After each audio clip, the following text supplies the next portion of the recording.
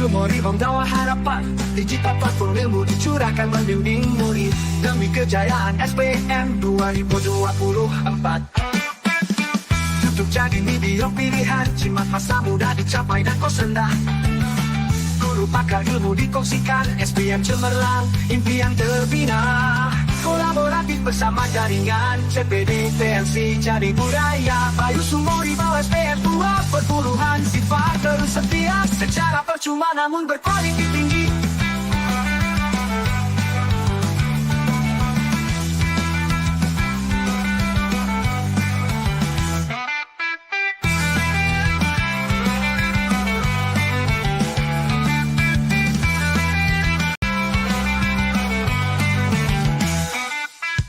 Bayu Sumoribau harapan, digital platform ilmu dicurahkan membimbing murid demi kejayaan SPM 2024. YouTube jadi video pilihan, jimat masa muda dicapai dan kau rendah. Guru pakar ilmu dikongsikan, SPM cemerlang, impian terbina. Kolaboratif bersama jaringan, CPD PLC jadi budaya. Bayu Sumoribau Spm 2.0 sifat terus setia, secara percuma namun berkualitas tinggi. Kolaboratif bersama jaringan, CPD PLC jadi budaya. Bayu Sumoribau Spm 2.0 sifat terus setia, secara percuma namun berkualitas tinggi. 9, 8, 7, 6, 5, 4, 3, 2, 1.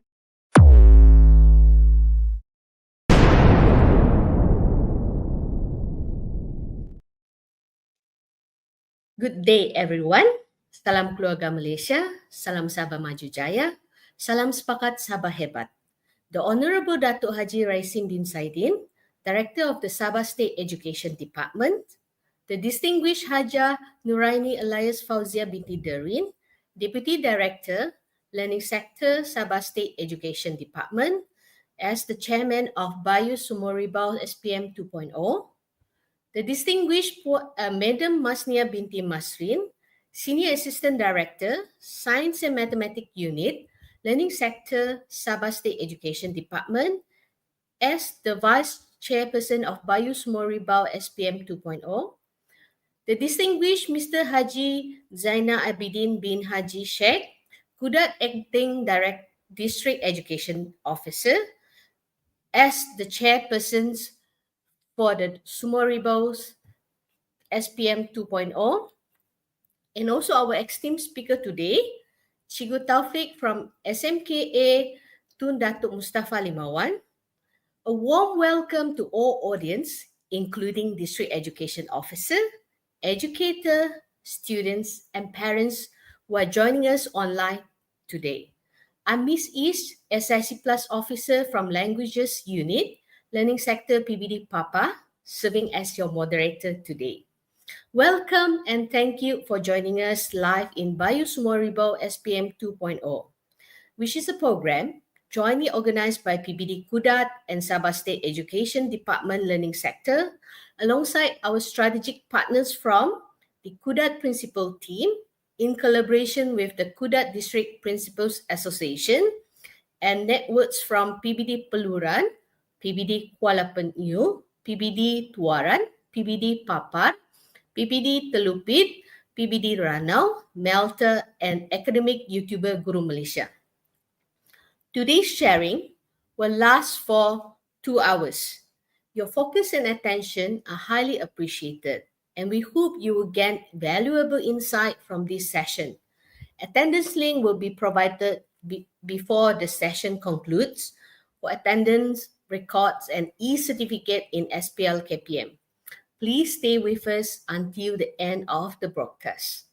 Students and teachers participating online are encouraged to ask questions, share opinions, or provide comments. Kindly ensure that comments and profile pictures are appropriate for public viewing throughout this session. Your cooperation and awareness in this matter are greatly appreciated.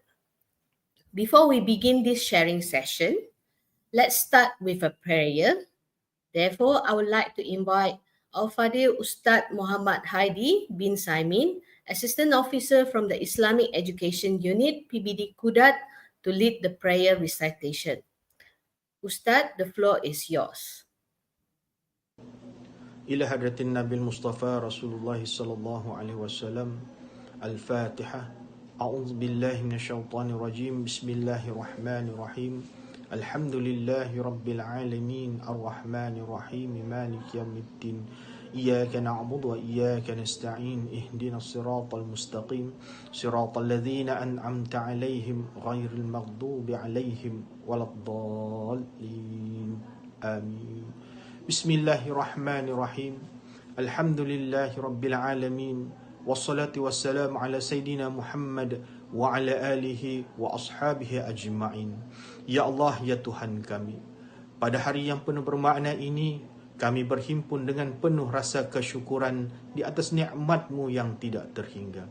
Ya Allah, Tuhan yang Maha Penyayang, kami memohon kepadamu, ya Allah, bersempena dengan program ini, Engkau permudahkan setiap urusan kami agar matlamat program ini tercapai dengan jayanya. Kurniakanlah kami keazaman yang kental untuk bekerja dengan penuh dedikasi dan keikhlasan. Kepadamu, ya Allah, kami memohon bimbingan dan restu-Mu. Kekalkanlah di dalam hati kami sifat mencintai kebaikan serta menjauhi keburukan.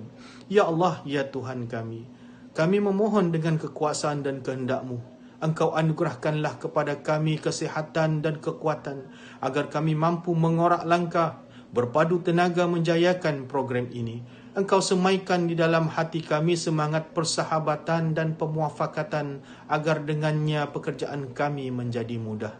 Engkau suburkanlah semangat kerja berpasukan dalam kalangan kami agar amanah ini menjadi ringan serta terlaksana dengan cemerlang. Hindarkanlah kami daripada sifat-sifat keji dan daripada elemen-elemen negatif dan tidak produktif.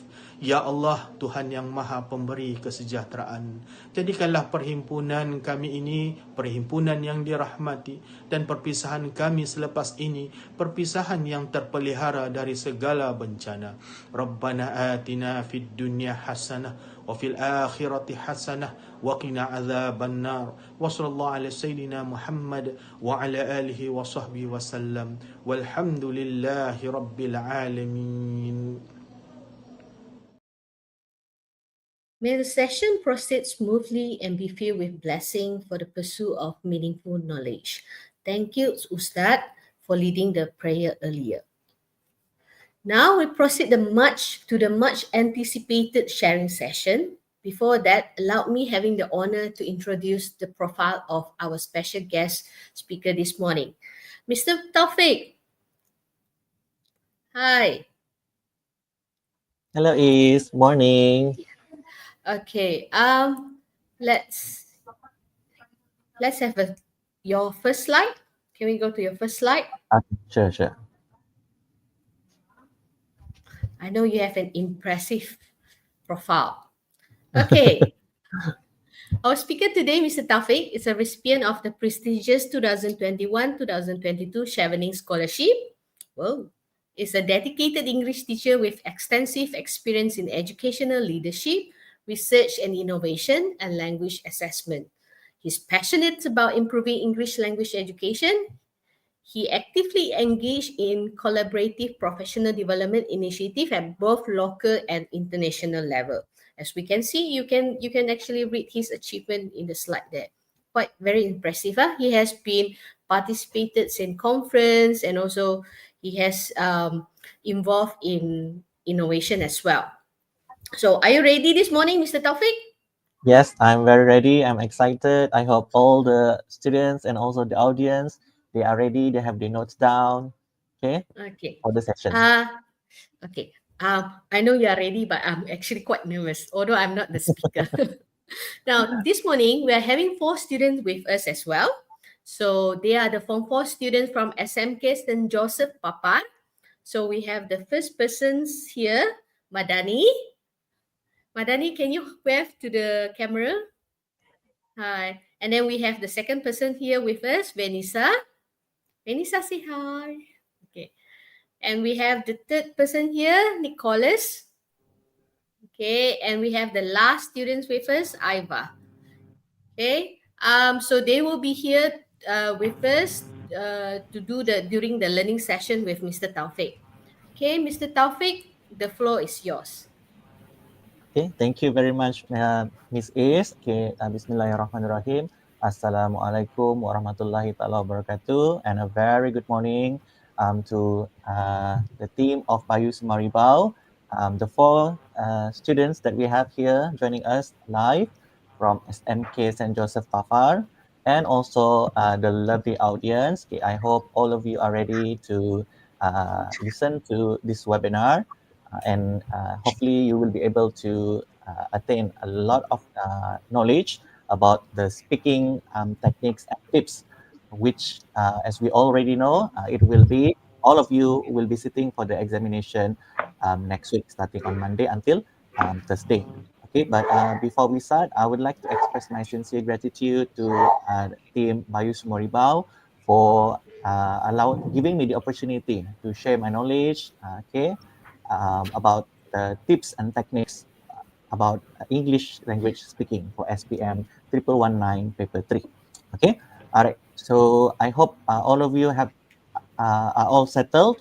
Okay, and make sure you have your notes with you. Okay, and if there are anything you can, if there are any questions throughout the sessions, please don't hesitate to write it in the comment chat box in YouTube.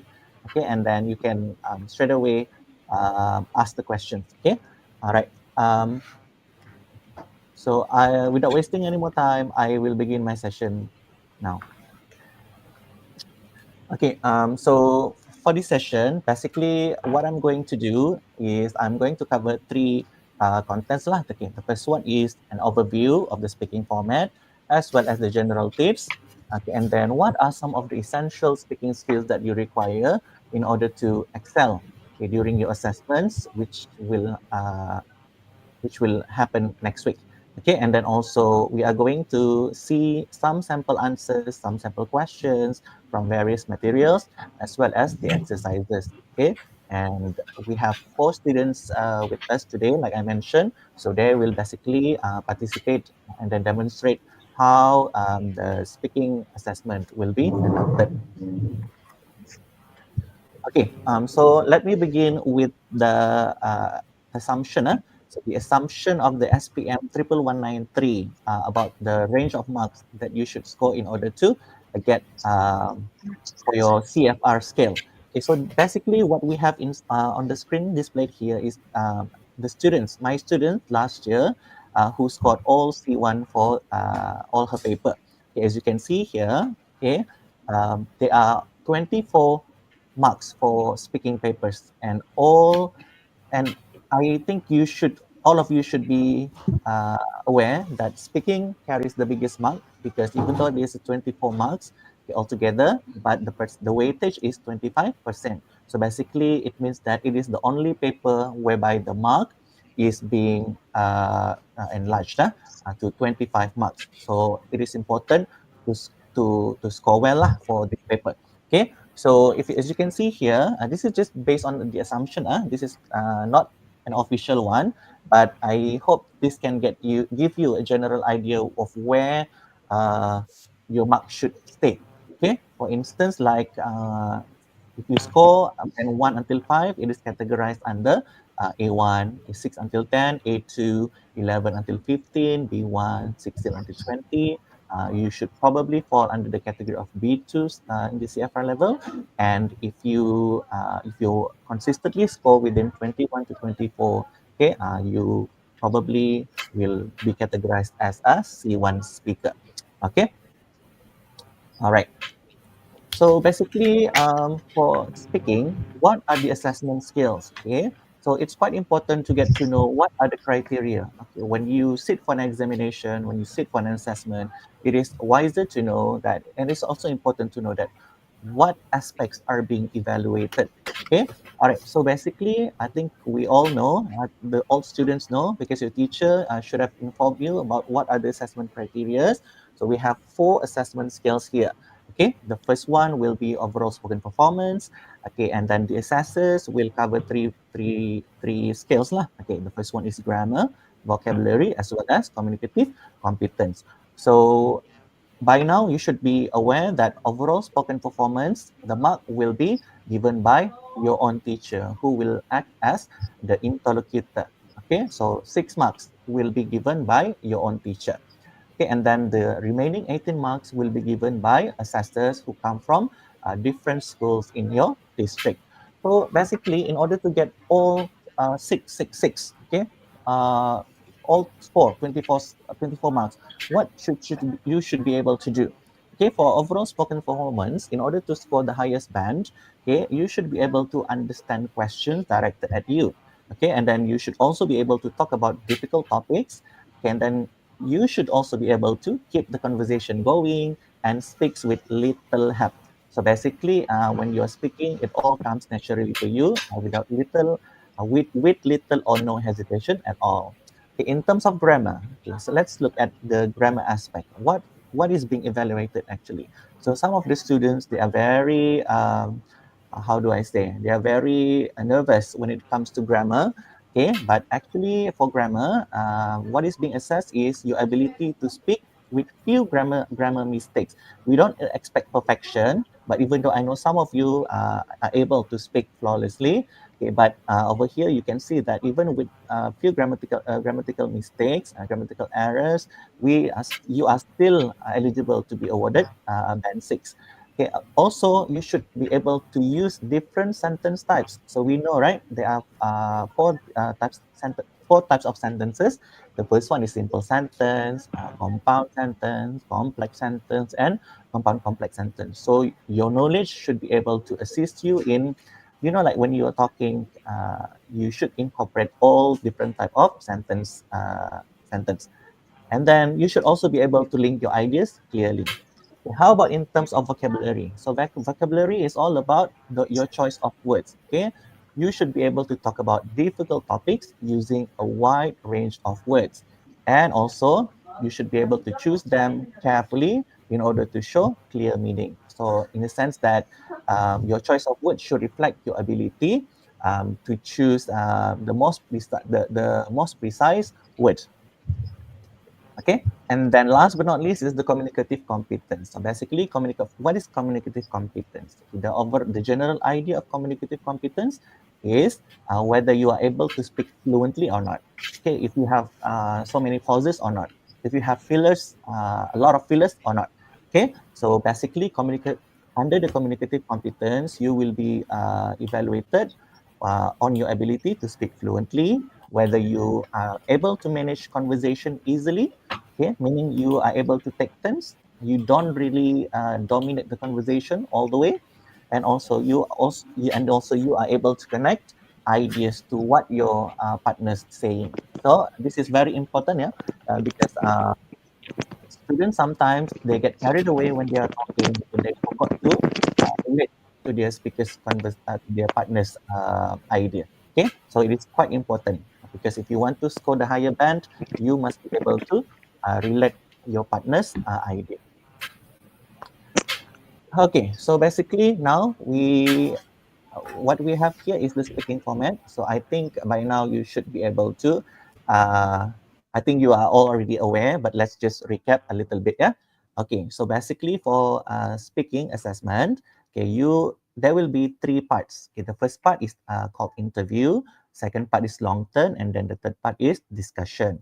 Okay, bear in mind that the role of the interlocutor will slowly diminish towards the end. So most probably at the beginning of the speaking interview, okay, your teachers will be talking a lot. But as we go further and further, the role of your teacher will slowly minimize lah, and then you will be doing the talking. Okay, so students, one of the best things about speaking is that um, there is no mark for content. But basically, you need content in order to speak, because this is speaking. All you have to do is just to speak.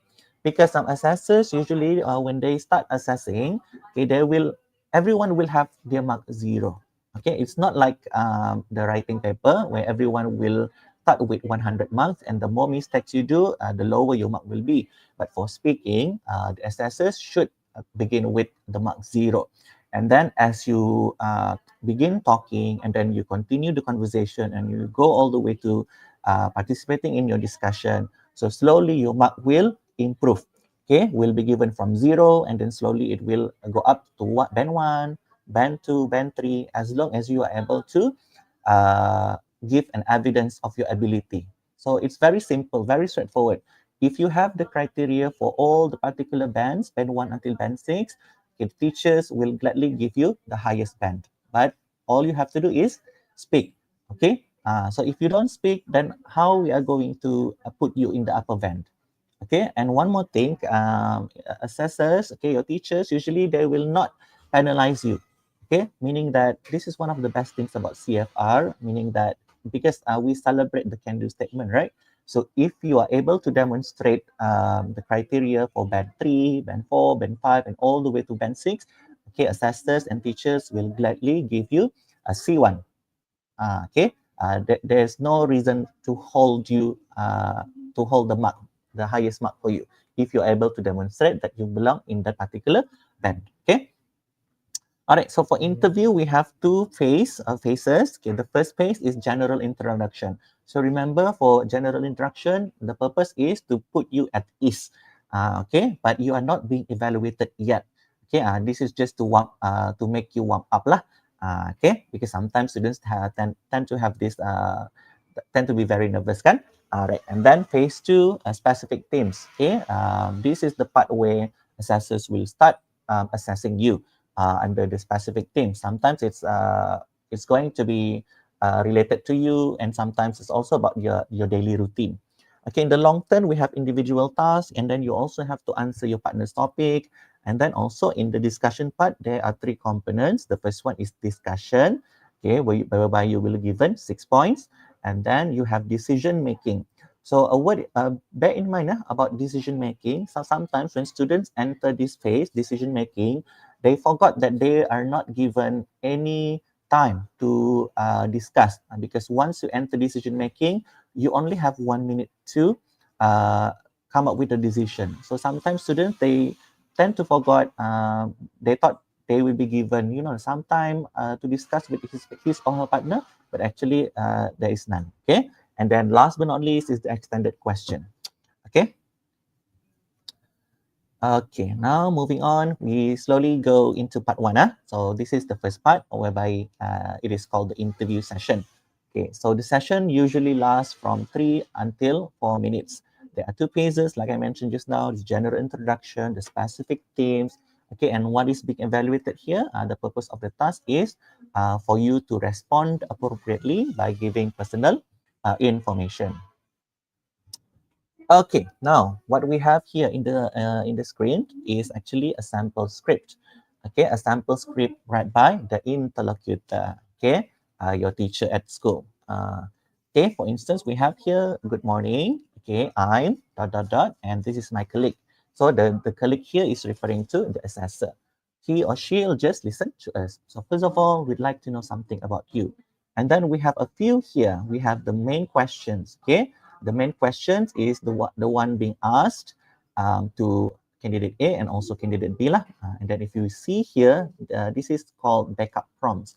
So interlocutor will usually use backup prompts if students do not really understand what is being asked. Okay, so it is important to remember, yeah. So your teacher cannot use any other languages, any other words other than the script.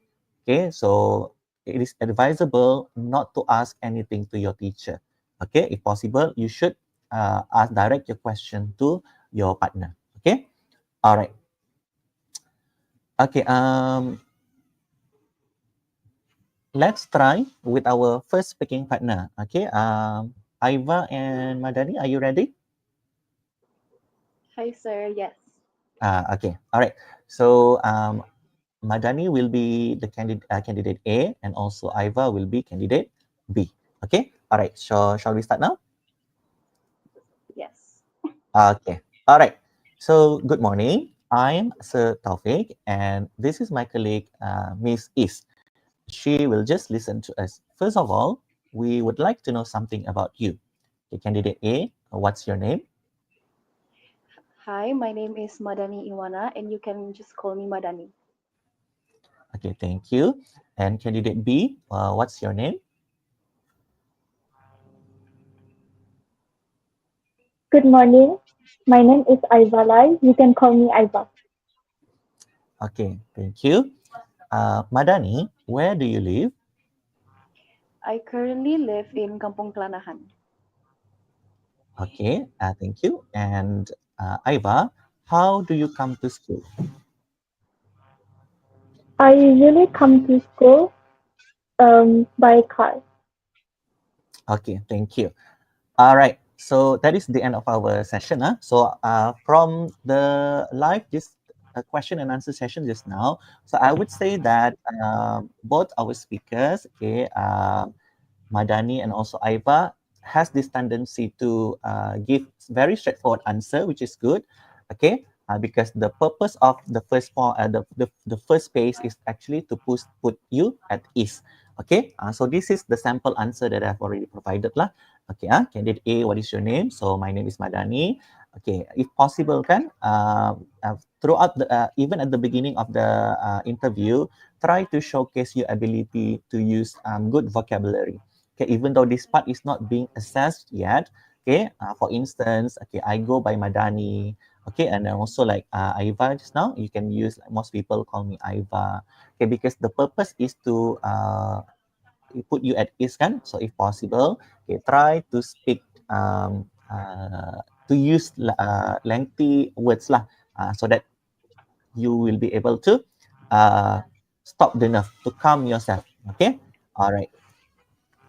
Okay, this one just now. Okay, Madani, I asked her, okay, where do you live? So Madani responded, she's currently staying at Kampung Kelanahan. So if possible, try to give a little bit extra information about where you live. Okay, for instance, here I currently live in Papar with my family. Okay, so Papar is a small town near KK, which is Kota Kinabalu. Okay, so don't just end abruptly your sentence. I currently live in Kampung Kelanahan, like that. Okay, Madani? I try to insert a little bit information of where you live. Okay, like I'm currently teaching at a boarding school, and so what I train my student is I ask them uh, to mention where they live from Monday to Friday. On weekends, on weekdays, they are staying at the school dormitory. Okay, and then on weekends, they get to go, when they get to go back, and then they will go back to their hometown. So basically, like when you start using more lengthy sentences, at least you are able to warm yourself up. Okay, because the good thing about starting with lengthy responses is the fact that in this part you are not evaluated. So chances are, even if you stumble here and there, okay, but at least the purpose is to warm you up. Okay, and also Aiva, how do you come to school? I go to school by walking because it's very close to my house. Okay, some of my students, okay, they are very good because they even elaborate. Okay, because currently they are staying at the school dormitory, right? So they describe their journey from the school dormitory to the classroom. Okay, sometimes they are being chased by monkeys and all. Okay, they get to see the environment early in the morning when the sun rises. Okay, those are excellent elaboration that you can chip in when you answer this kind of questions. Okay, all right. So remember, Iva, to put a little bit information of your answer. Okay, next. Okay, so basically for part one, general tips, they're very general. So try to avoid overly formal phrases. Okay, because this is speaking, kan? So in speaking, we have the tendency to use very informal language. So try to avoid using overly formal phrases. Okay, next is add brief but relevant details. Because I know that this part is not being evaluated, right? But I think it is going to be very helpful if you put relevant details. Focus on clear pronunciation, okay, as usual, and also don't forget to smile. Okay, continue to smile. Don't be too rigid. Don't be so stressful.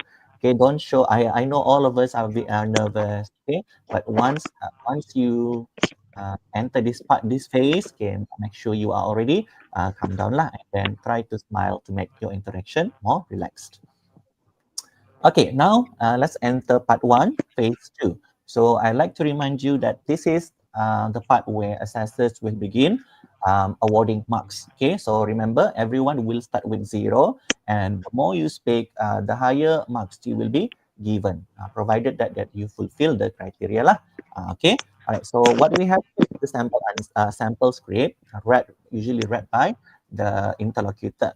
Okay, so the question here is basically about your daily routine. Okay, if you see here, okay, there are 4 questions. Okay, what games do you like to play? How do you spend your free time? What do you love about your school? And when do you normally use the internet? So basically, interlocutors will choose 2 questions, usually not in random order, but it depends on the interlocutor. Okay, and then two questions for candidate A and 2 questions for candidate B. Okay, all right. So this time I would like to try the second pair, which is they are Nicholas and also Vanessa. Nicholas and Vanessa, are you with me? Yes. Okay. So Nicholas Yes, will sir. be. So Nicholas, you will be candidate A, and Vanessa, you will be candidate B. Yeah? So we are going to use the first 2 questions. Okay. All right. Shall we start now? Yes, sir. Yes. Okay. All right. Now I'm going to ask you about your daily routine. Okay, Nicholas, what games do you like to play? Well, the games that I like to play is mainly action games like PUBG or Mobile Legends. Well, games that mainly focus on strategy. Yes. Okay. Don't forget to say thank you. That's all. So that indication. Oh, okay. All right. Okay. Good. Okay. How about Vanessa? When do you spend your free time? I usually spend my free time during the afternoon because that's when I have the most free time.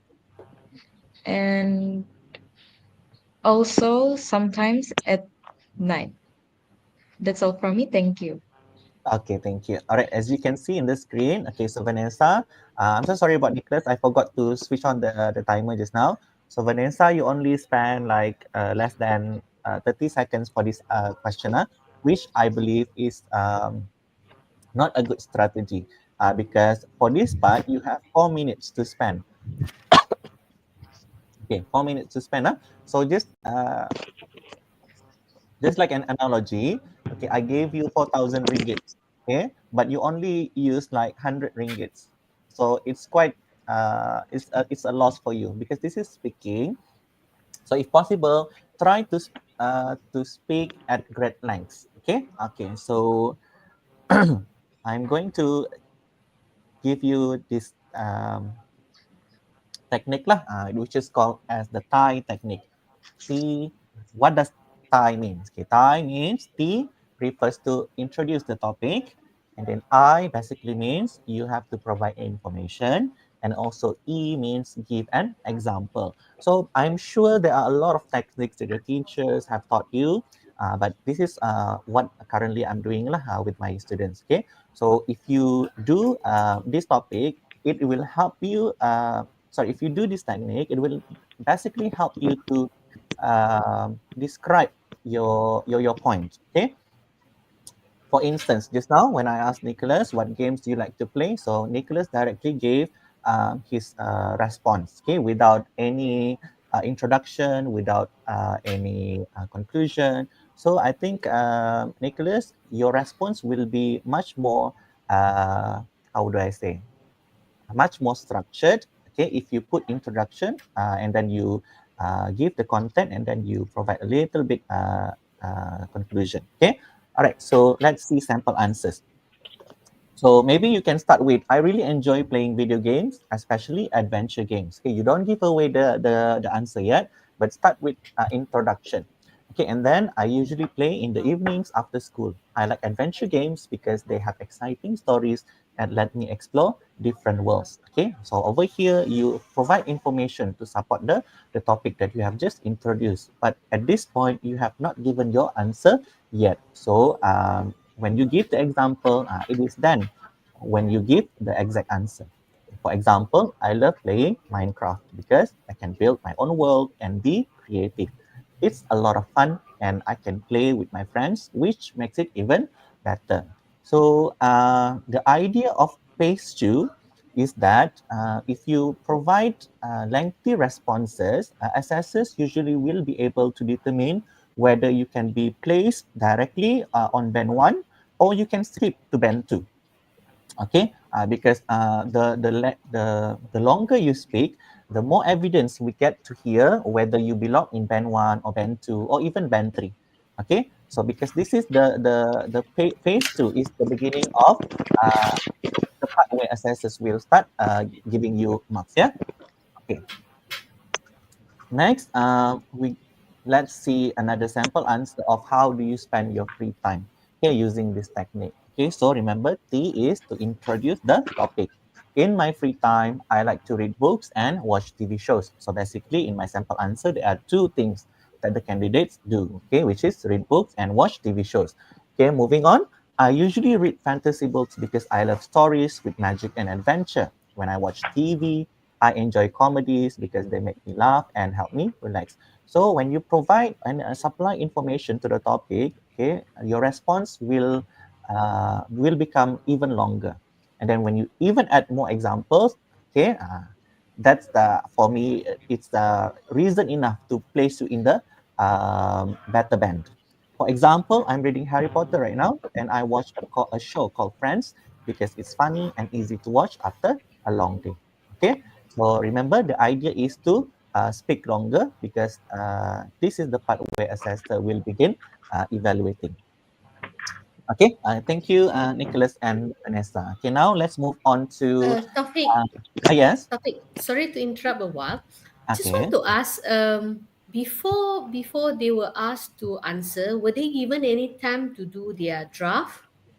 I know because this is they are not given any time to prepare their draft lah. But because basically this is a direct conversation with interlocutor. So interlocutor will ask them will basically read the question and then students have to respond directly.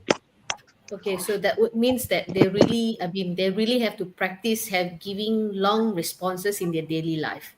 Yes, basically. Ah, Because I believe that when students give longer sentences right from the very beginning, so assessors will have a general idea of which band to place the candidate. So that's why I encourage all students, when you enter part 1, phase 2, this part, try to maximize the time.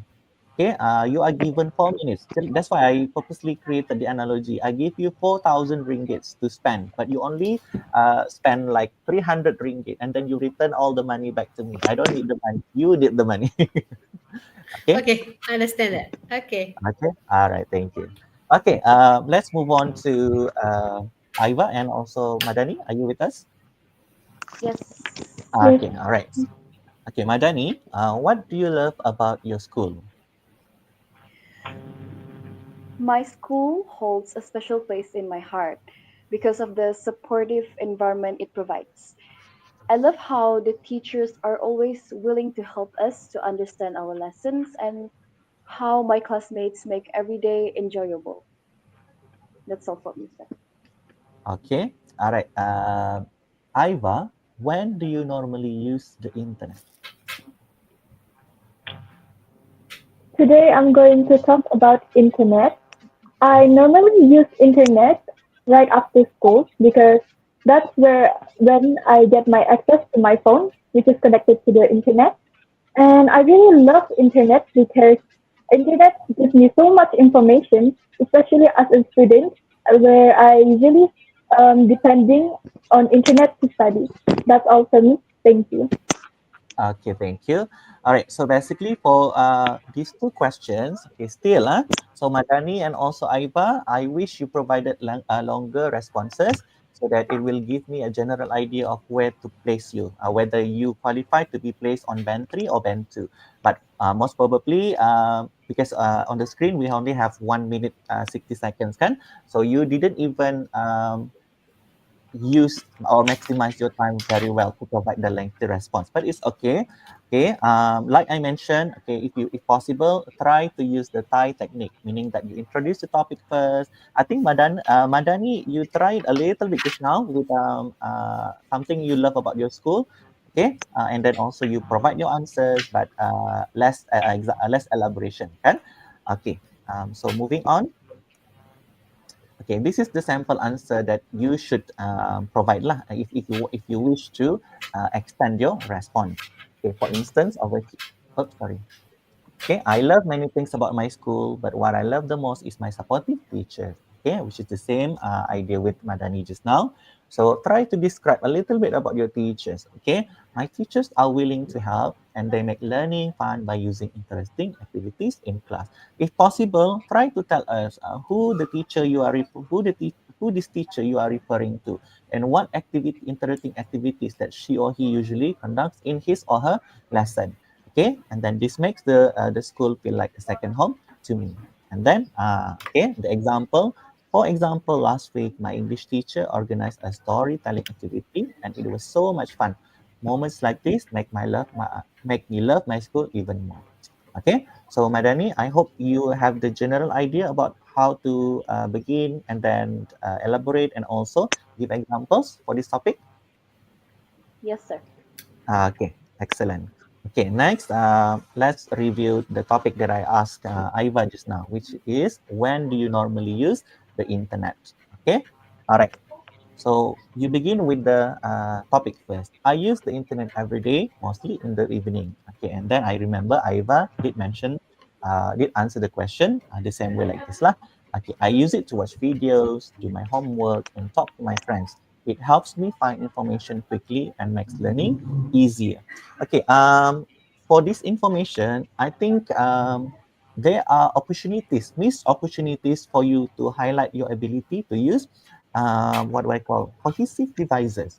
Okay, so I think students, when they get nervous, they tend to forget all the cohesive devices that have already been taught in class. Okay, like for my students, I ask them to remember at least 30 cohesive devices um, after school with the hopes that they are able to use it during their speaking assessments. Okay, for instance here, right? Okay, in this part, okay, we are giving information. So you can actually begin with, there are several reasons why I like to use the internet every day. This is what we call as transitional phrases. Okay, and then you begin with the first point, but you can start with first and foremost, to begin with, okay, to start off, and then when you move on to the next point, okay, for example, it helps me find information quickly. You can add on another cohesive device. For example, other than that, okay, to illustrate, particularly, namely, okay, these are all missed opportunities that you can use actually right from the get-go. You don't have to wait until the discussion part on the individual task. Okay, for example, yesterday I used the internet to search for ideas for my speaking activities. It saved me a lot of time and gave me some great ideas. Okay, so don't forget to include examples in your topic because if you provide examples, usually the ones that you have personally done, it will strengthen or it will make your response even more confident. Okay. All right. So we have come to the end of part one. So the general tips that I can give you for this part is you have to speak clearly and confidently. I know all of us are nervous when being assessed, especially in English, kan? But if possible, okay, with continuous practice, okay, you should be able to speak clearly and confidently. Okay, and then don't forget to expand your answers. Okay, if you find the Thai technique is useful, yes, so just use it.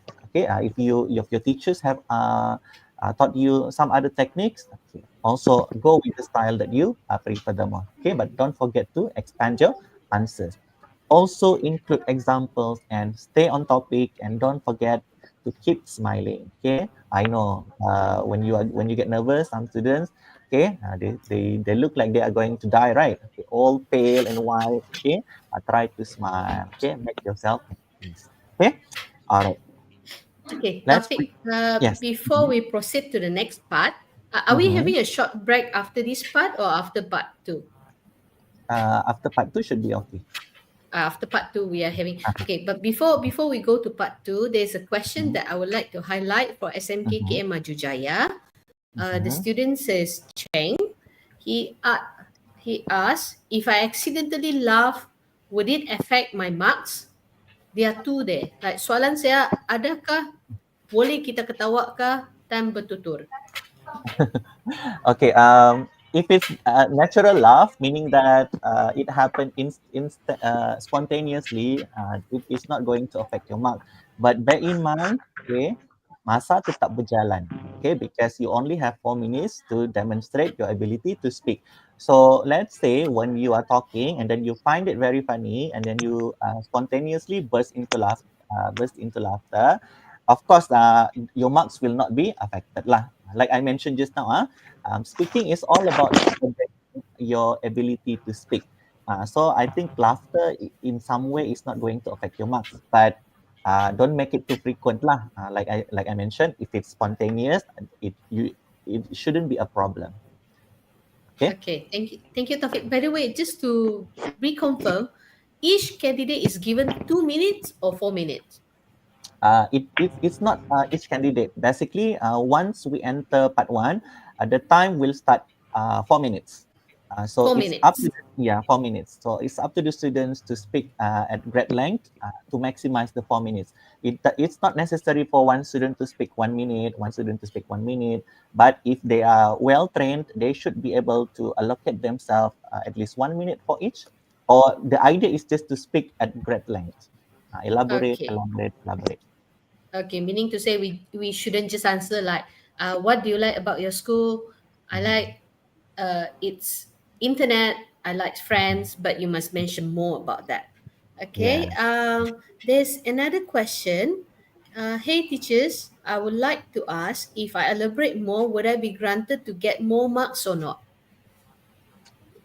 Oh yes, definitely. I wouldn't say it would be granted, but as long as your response, how do I say it? As long as the assessor is well informed about your ability to speak, and then you fulfill all the specific criteria in this particular band, assessors will usually have no problems in putting you in the next band, band 1 or band 2, or even go straight to band 3, depending on that particular assessment scale he or she is assessing. Okay, but the idea is the lengthy you speak, the easier it is to see whether you are a B1 candidate or a AP candidate. That's the idea. Okay, thank you. And then there's another, I think the last question for part 1. How casual are we talking when it's come to not overly formal? Okay, what I mean not overly formal. Okay, since this is talking about the individual response, basically the questions are directed at personal questions like your school. Try to avoid not formal gestures. For instance, like debating, the language of debating. That is what I mean by overly formal language. Okay, just speak casually. Okay, because formality is not really being judged. Okay, but like sometimes it's good just to stay casual and be natural. Okay. Because part 1 question are basically is about the students, like something very close to them, something very personal Yeah. to them. So I Yes, guess the answer provided should be about them. It's not about like having all the facts about from all the world to support, yeah, because it's not a debating. definitely. So you reserve that for part 3 later on. Okay, understand. Okay. So I All guess right. we have questions. So then we are moving to part 2. Thank Okay. you, Taufik. Okay. Now let's move on to part 2, which is long term. Okay. So basically, in this long term, okay, students usually know in this part you will get 1 minute to speak on your own for a specific topic. Okay. So the time given is 3 until 4 minutes. Okay, and students will speak individually for 1 minute, and then you will be asked to respond to your partner's topic in 20 seconds. Okay, so the goal of this, what is being assessed here is your ability to impart information, manage discourse through independent long term. Discourse is basically an interaction. Okay, all right. Okay, so we have a sample question here about superheroes. Okay, talk about your favorite superhero. Okay, you should say who he or she is, how he or she looks like, what he or she can do, and what superpower you wish to have and why. Okay, so in this question, we have the first three bullets actually very general question, and the final bullet is the hebat question, the hot question. What superpower you wish to have? So bear in mind, you don't have to necessarily answer or cover all four bullets because sometimes, not sometimes, most of the time for excellent students, okay, those who are very proficient in speaking, okay, you will not be able to cover all points. Okay, per se, for instance, if you have the tendency to over elaborate specific points, uh, the chances are you will not be able to cover the HOTS question, but it is not mandatory for you to cover all four bullets. Okay, so basically there are two ways of approaching this task. Okay, the first one is by looking at the bullet points. Okay, so sometimes students they prefer to answer the bullet points. Okay, for instance, who is the superhero, how the superhero looks like, and what the superhero can do. So students they have been trained to answer the bullet points. Okay, but another way to answer this individual um, long term is by narrating a story. Okay, so I think some students they speak very well if the idea comes from their heart. Because I remember one of my students when she participates in the public speaking competition, she told me personally that she cannot really relate to the all the bullet points. Okay, but she is excellent when she narrates a story from her heart. So basically, the second way, if you are able, if you're comfortable using the second way, basically, you only have to look at the topic. Talk about your favorite superhero. And then you create this mental imagination or mental story about the superhero, and then you tell the interlocutor your story about your favorite superhero. Okay, so remember, candidates, you do not really have to use all the bullet points, and then even if you skip one or even if you miss one, okay, it's totally fine. But remember, you have to maximize the 1 minute time given to you, because if you speak under 40 seconds, chances are your interlocutor will point out to you one of the four bullet points to help you maximize the time. Okay, so I personally believe that if students speak under 40 seconds, okay, it is how do I say? The flow is disrupted. So if possible, try to speak until your teacher said thank you. Okay, she abrupts you politely. Okay, because sometimes students they have this perception, like when they are being interrupted by the teacher because the times is over, they will lose mark. No, you have to change your mindset. That is even better because you have already maximized your 1 minute timing. Okay, all right. So remember, two ways to approach this topic is by following the bullet points, and the second one is by telling a story. Just refer to the topic, which is about your favorite superhero. Okay, so now I'm going to ask Nicholas. Nicholas, are you with us? Yes. Uh, Yes, sir. okay, so I'm going to start with you, and then the second one I'm going to ask Vanessa. Okay, Vanessa, you be ready after this, huh? Okay, so Okay. Nicholas, you may start. Okay, you have 20 seconds to read the task. Before that, Okay, Taufik, do you need me to actually time them and ring the bell? okay, for only for 20 seconds is. Oh, only for 20 Okay, seconds, huh? Okay. okay, all right, Now okay, we start counting, yeah? okay. Okay.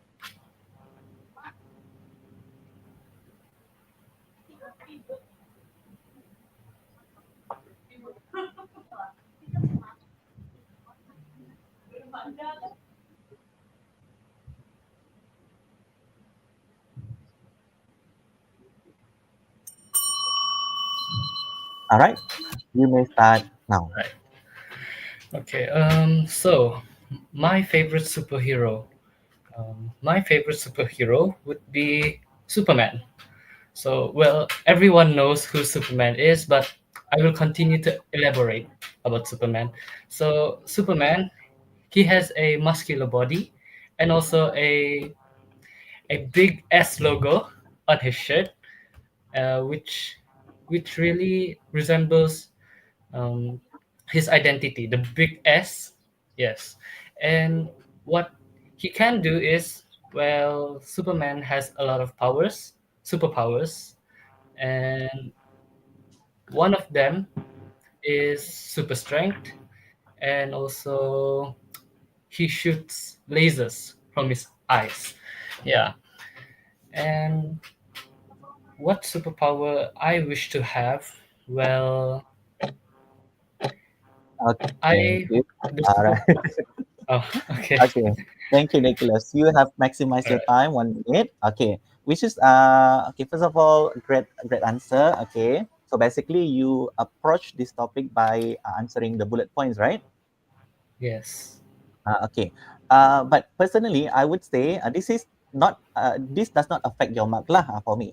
But I personally believe that you could have delivered your responses even much better if you if you do not really use the bullet point. Um, why not you tell us your favorite superhero? Your favorite superhero is actually Superman, is it? Yeah. Okay, really superhero. No, not somebody, not someone else. Maybe your parents, or maybe someone your best friends. Oh, Nothing like that. okay. Oh, it can be like that. Oh, Yes, okay. it can be. That's one of the Oh, beautiful things about speaking is that it is very subjective. I know the topic is about superhero, right? So what comes yeah. into our mind is all these Marvel characters, but actually you can Yes. create your own superhero. Okay, all right. So good Okay. job, Nicholas. But next time, if possible, Sir, yes, wait, sir. I have a question. yes. In speaking, if I Mm-hmm, accidentally like blurt out Malay words, mm-hmm. because yeah, some students like me is nervous about speaking tests. So, will it affect my marks? No, I don't worry about it being affected your mark. Okay, there's no such thing as in affecting your mark unless you do it frequently. Because the idea of blurting out is accidental, right? Tidak sengaja. Yes. So it's okay. Just it's perfectly normal to fumble here and there. I myself sometimes fumble myself. Okay, so don't worry about that one. You just politely say, "Oh, sorry." Okay, continue uh, with your response. Okay. Okay, sir. Thank you. All right. So remember, you only have 1 minute to speak lah. Okay. Okay. Thank By you, the Nicholas. way, Yeah. Mm-hmm. now the next question coming from me. So, like Mm-hmm. Nicholas just now, he wanted to speak more than 1 minute. So, would you Mm-hmm. guys stop them, the students? Yes, definitely. Interlocutor must stop the student. Perhaps, okay, this is not advisable, but sometimes interlocutor they stretch until extra 5 seconds, but it is not really advisable lah, because we want fair assessment to all candidates. Because sometimes we are worried. Okay, like let's say for Nicholas, I wait until all his points are expressed, kan? And then suddenly for the next candidate, very short, I interrupt her. Okay, I interrupt him, and then I didn't give an extra time. Okay, this, sometimes students can complain to the teachers, and then we do not want all this drama behind scenes, kan? So it is Hmm. advised and it is mandatory for interlocutors to stick with the timer, okay, which is only 1 minute to Ah, ensure fair assessment. okay, understand. Thank Okay. you. All right. Okay. All right. So based on Nicholas' response just now, I would like to introduce you to this what I call as burger technique. Okay, this is just a fun way to structure your response. Okay. All right. So basically, the top bun is what we consider as the general statement. Okay, and then the filling is what we call as content, and also the bottom bun is what we call as conclusion. Okay. All right, this is the sample answer. Yeah, I already divided the burger as you can see in this slide. Okay, maybe you can start with superheroes have always fascinated me because they inspire us to be better. Okay, and then you directly answer the question. My favorite superhero is someone I look up for a long time, which is Spider-Man. So Nicholas prefer Superman just now, but this sample answer is all about Spider-Man. Okay, so and then you begin to tell us, okay, what Spider-Man looks like. So basically, this is a sample answer by following the bullet points. Okay, Spider-Man has a really cool look. He wears a red and blue suit with a black spider symbol on his chest. His mask makes him look mysterious, and it also helps him keep his identity secret. What I love most about Spider-Man is his powers. Okay, so you can read all these stretches of sentences here, which basically answers individual bullet points. Okay, and then if I could have a superpower, I'd want the ability to fly. Flying would let me go anywhere quickly. So basically, the idea is just to elaborate, elaborate, elaborate. Then don't forget to conclude. To conclude, Spider-Man is my favorite superhero. Okay, because he's brave, relatable, and always puts others first. So sometimes students and then the audience, I think the art of introducing and concluding is always underrated. Because you can also use introduction and also conclusion to properly structure your response. But the dangerous thing about conclusion is that when you come to a premature close, when you finish earlier than 40 seconds, that's the danger because the interlocutor will direct you to the next bullet point for that so that you can continue talking. So for me, that one is not in terms of the flow of ideas, it's not it will be disrupted lah. Okay. All right. So okay. Vanessa is it? Okay, Vanessa, are you ready? Yes. Okay. All right. Yes. But Okay. Taufik, are we giving Vanessa 20 seconds to read the question first? Yes, 20 seconds. Okay. Okay. All right. So I start counting now. okay.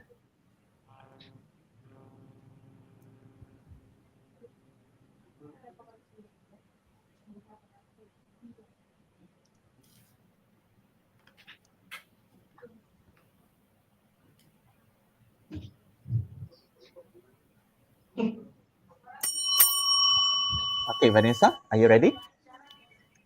Yes. Okay, your time start now. Okay. My favorite song is a song entitled Still With You, and it is composed by a singer from Korea named Jung Jungkook. The song is about staying with someone you truly love, and I genuinely think the song uh, is composed with such a beautiful melody and lyrics.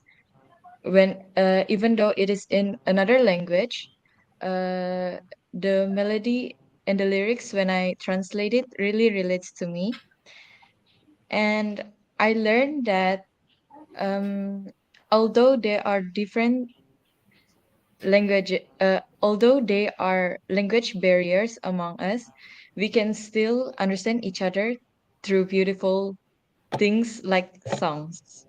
That's all from me. Thank you. Okay, thank you. That is not okay, Vanessa, because you see the timing. You get to end appropriately. But excellent response, except for a little bit feelers kan. You stop quite a lot with okay, but in terms of vocabulary, okay, I like some of the words that you have used lah. For example, language barrier. I think that is a good vocabulary. So most probably, I will put you in the better band. Okay. All right. So I'm still waiting for. Okay, welcome. I'm actually expecting that you approach this topic with the second way, which is by telling me your favorite song without using the bullet points. Okay, tell me a story about what is your favorite song, why you like that song. Okay, because just now you sounded very, how do I say? Yeah, that's the thing. The flow of idea is that it's very, how do I say? Is it robotic? I would say, but not really robotic. But you could have done much better, lah. Okay, okay. Let's see a sample answer of when you use uh, personal story. Okay, all right. So this one. To start off, okay, so to start off, basically you are using cohesive device. Okay, music really has a way of making moments unforgettable. There's one song that always makes me smile because of the memories it brings back. So this one is a sample answer where students is telling a story about a song he or she likes. Last year, my best friend and I went on a road trip to the beach. On the way, we kept playing Count on Me by Bruno Mars. Okay, we sang it so many times that it became our song for the trip. The lyrics are all about friendship and being there for each other. Every time I hear that song now, I remember us laughing in the car, singing at the top of our lungs. It's amazing how a song can take you back to a moment like that. So you notice here, when students tell a story, so I would probably presume that it with the response will be very, very natural. Okay, and then you conclude in brief. Okay, another cohesive device. You Count on Me isn't just a song for me. It's like a little time machine that reminds me of one of the best days of my life. Okay, that's what I love about music because it connects us to the people and memories we care about. Okay, so this is also another way for you to approach the topic by sharing a personal anecdote, a personal experience, personal story. Okay, so like I mentioned just now, if you are comfortable with this way of answering, okay, by sharing a story, then go for it. Train, you still have time to train, okay, until Monday. But if not, if you prefer to answer using the bullet points, then be it. Okay, just stick with what you have already familiar with. Okay, Vanessa? Okay, thank you, Yeah. sir. All right. So personally, which one do you think is easier? By using the bullet Um, points or the story? by using the story, but honestly, I am a little bit nervous and afraid Uh, my grammar and vocabulary would be um wrong. So yes. Okay, don't worry about the grammar and vocabulary. Okay, the idea of speaking is just to express ourselves. Trust me, even the native speakers, okay, this might sound controversial. Even the not native speakers do not really speak perfect grammar and vocabulary. Huh? Okay, so you don't have to self-analyze. The idea is just to respond to the song, to the topic, and then be natural. Okay, so next time if you practice for this kind of topic, try to time yourself under, in 1 minute. Are you able to tell a story like this or not? Because I've trained my students by using this. Some topics they are very easy to tell a story, but technical topics, sometimes very formal topics, it is not really suitable. Okay, for instance, how to save the environment, kan? Okay, but Yeah. if you're able to approach it using a story, then it is much better. But the idea is to make yourself be very natural, okay, without less hesitation, less fillers, tidak banyak like that kan. So you just follow whatever best for you. Okay, Vanessa? Okay, I understand. Okay, thank you. So, Okay, one more Yes, Taufik. question. Okay, yes, Nicholas. Sorry. Nicholas, you ask Uh, first then. Okay. okay. One more question because recently in my Mm-hmm, speaking test there mm-hmm, was a topic that mm-hmm, I don't seem to understand what it really means. mm-hmm. So, is there any tips for that? Yeah. Okay, meaning that you're not sure when you don't understand the meaning, is it? Yeah, kind of like that. Yeah. Okay. All right. So the first tip is that if you see a vocabulary that you're not familiar with, you always go to your speaking partner. Okay, but what happens if your speaking partner also doesn't know the actual word? Well, you just go for it, because like I said, we do not really have mark for content, even though you are off topic, but as long as the assessor is able to see your ability to speak, don't make it a reason, don't let the topic, your lack of understanding of the topic, hampers your performance. Okay, you just speak, just assume that is the correct response, because there is no mark for content. Okay, Nick? Okay, so thank you. You just proceed. Okay, all right. Okay, okay, Taufik, as regarding next question, because just Mhm, now he mentions that if like he really can't understand it, he can mhm, go for his partner. So how mhm. how does he signals or how does he get help from his partner? By directly asking the partner, but bear in mind time is still ticking. Oh, so he can ask the partner like, what is the meaning of the words, or what should I Yeah. talk about? Oh, Yes, okay. definitely. But usually Okay. they will not use formal language. They will resort to bahasa Melayu. Woi, apa maksud ni kan? Something like that lah. Okay. But is the partner allowed to explain it in Malay? The partner is, if the partner knows the meaning, they can explain in Malay, but it will not be encouraged lah, because this is speaking assessment kan. If possible, try to use English language. But if using Malay occurs, because sometimes it's very unpredictable kan, because you are in the moment. It all depends on the Especially assessor. when too nervous. Yes, definitely. Two nervous candidates, okay, are helping each other. Okay, but it all comes down to the courtesy of the assessor lah. Like for me, I wouldn't penalize them, but yeah lah, I will go for their strength. Perhaps in that particular instance, maybe I will not penalize, but if it's recurring, most probably I will not place them in the higher end. Uh, Okay, thank you. And then can we address a few questions here before we yes, yes. proceed? Mhm. Okay. I have like Luffy from SMKKM asked about, can we use father as our superheroes? Definitely. In the original sample that I wanted to provide, it's actually the mother. Okay, can definitely, because superhero is a very subjective topic. It could be your family members. It could be the characters from Marvel. It could also be characters from your favorite drama series. So anything, as long as you are able to provide lengthy responses, and then assessors have this general idea about your speaking ability, it is perfectly fine. Okay. I think someone has asked, are we allowed to help our partner by giving them some ideas? Ideas, is it allowed?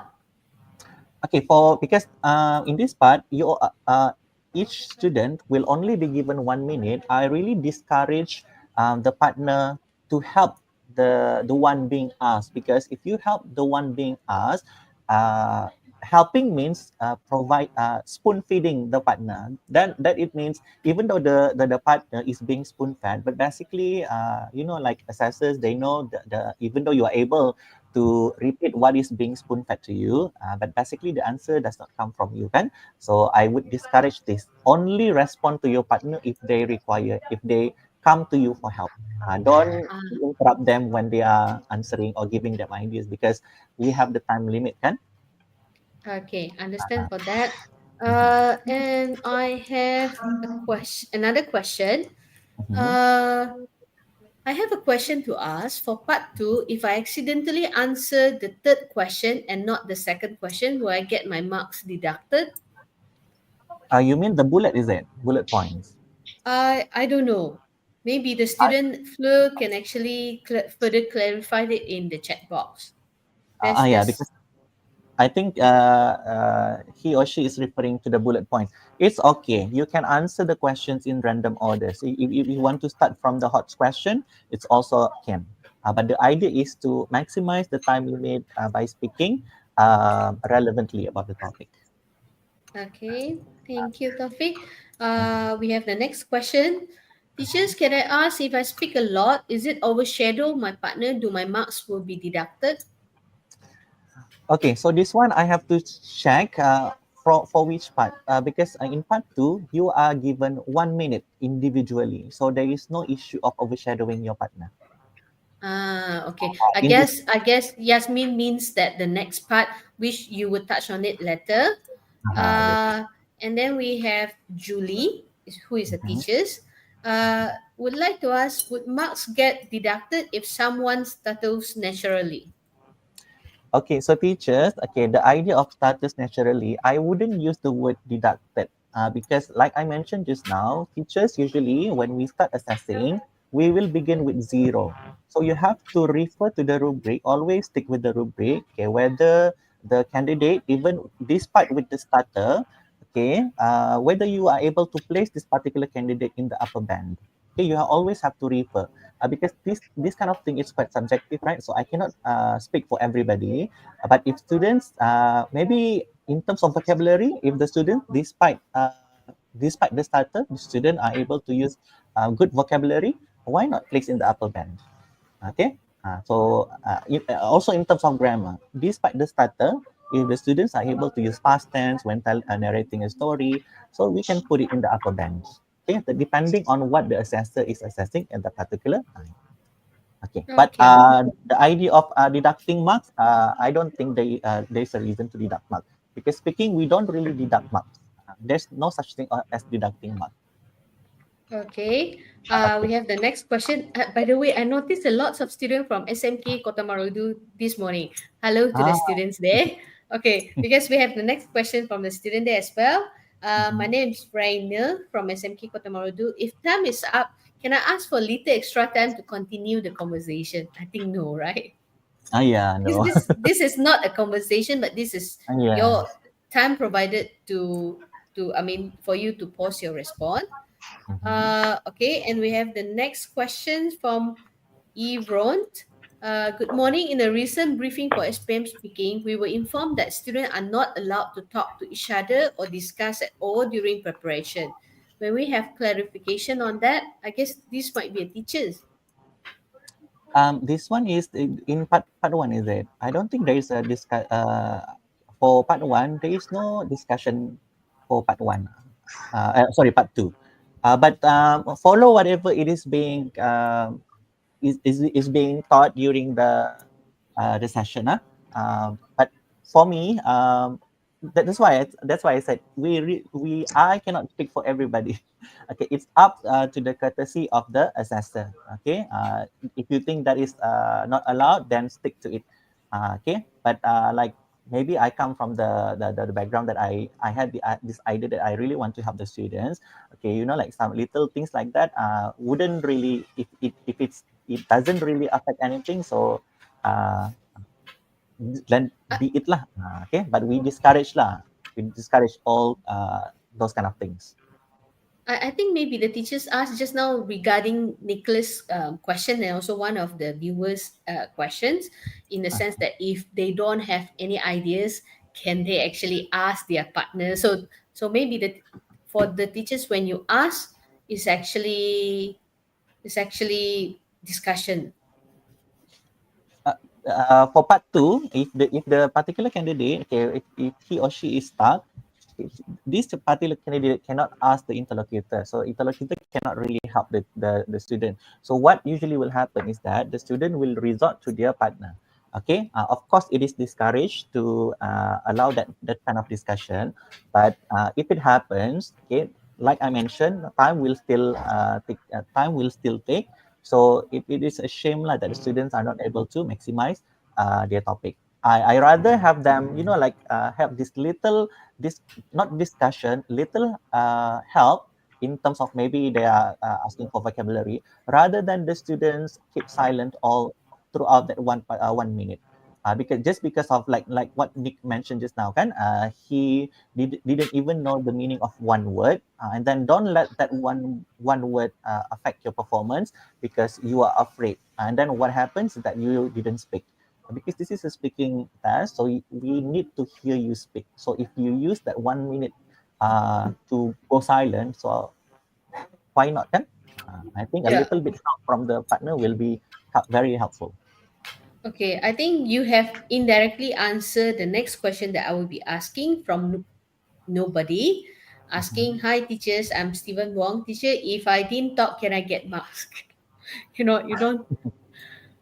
What is Uh, your tips for students who totally cannot speak at that time? okay, you if you don't really understand that the topic, go for vocabularies that you are familiar with. Okay, try to practice, just make yourself heard.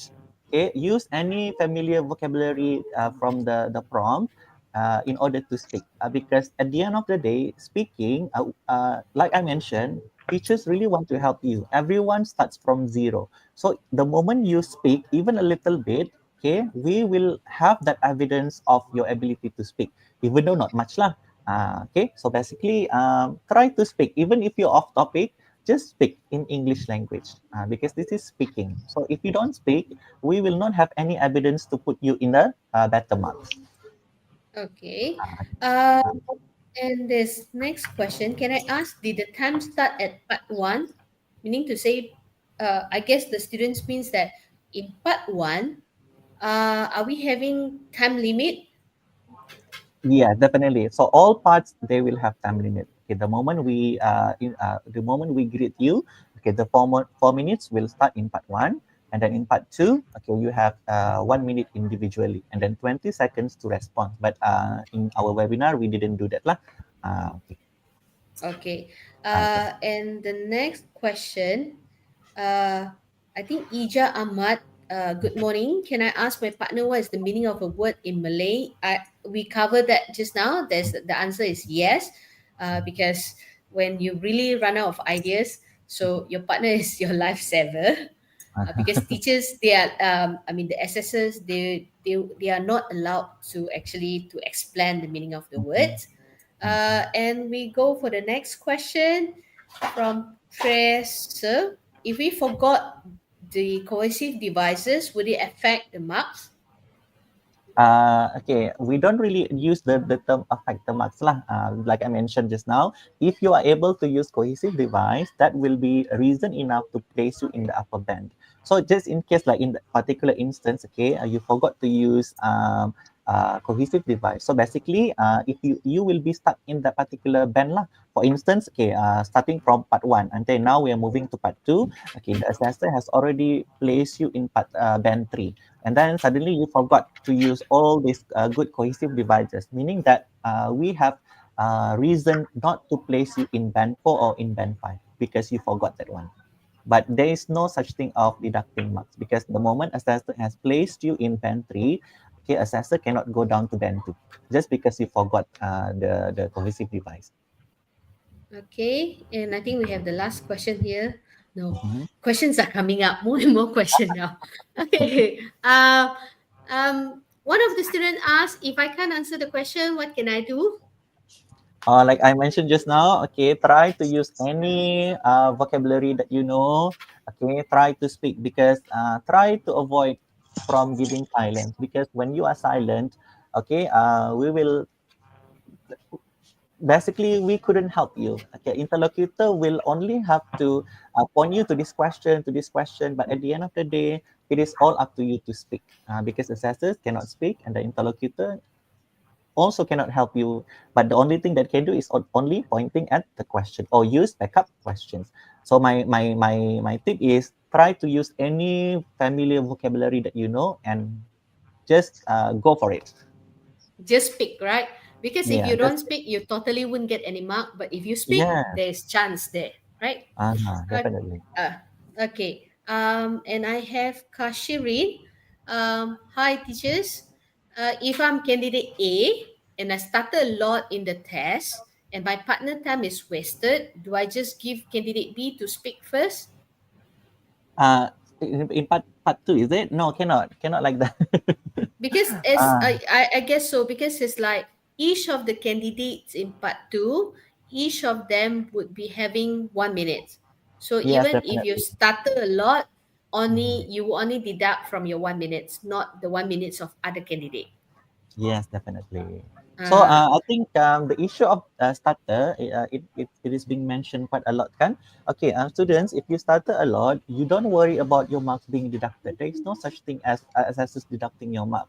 So basically, if you are able, okay, even with if, despite your starter, you can actually excel in other parts of the assessment. Perhaps in terms of communicative competence, your mark will not be as high as it should be, but you can excel in other parts. For instance, in terms of grammar, but whereby you are able to use past tense and various cohesive devices excellently. And also in terms of vocabulary, you can use all the relevant vocabularies according to that specific topic. You can also get better marks. Okay, remember, starter is only applies for communicative competence in a sense that you perhaps are not able to express your idea clearly. Don't worry about uh, too much. okay, so Don't worry even too much. even even if they stutter, they still have to remember that they are still, as long as they speak, they will be accessed by their grammar, by the vocabulary that they use, not just the communicative competence. Yeah. So don't Yes, worry that's too much, students. Just try to speak. Okay. Secret name asks, where can I get these note, teachers? Actually, you can rewatch the YouTube. So all the slides are in the YouTube there. Okay, I think we have no more questions at the moment. So yeah, Taufik, I think you can okay. do a conclusion for your part 2 and then before we go for a break. Okay, all right. So basically, the general tips that I would like to highlight for part two is that try to understand the topic. Okay, so like I mentioned just now, there are two ways of approaching the topic. Whether you answer the bullet points directly, or if you are comfortable and the topic is suitable, you can use a personal narrative. Okay, and then also during the 20 seconds, I know it's quite a little and a limited time. If possible, during this moment you have until Monday, try to plan your answer using the WH questions. I personally think that WH question is one of the most underrated techniques because students, once they see the question, they get panic or they get excited, okay, and then they forgot everything that we have thought thrown out of the window. Try to explain yourself in terms of what is it? Why, where, when, how, okay, all these things, okay? And then, if possible, structure your response by, again, practicing and using cohesive devices.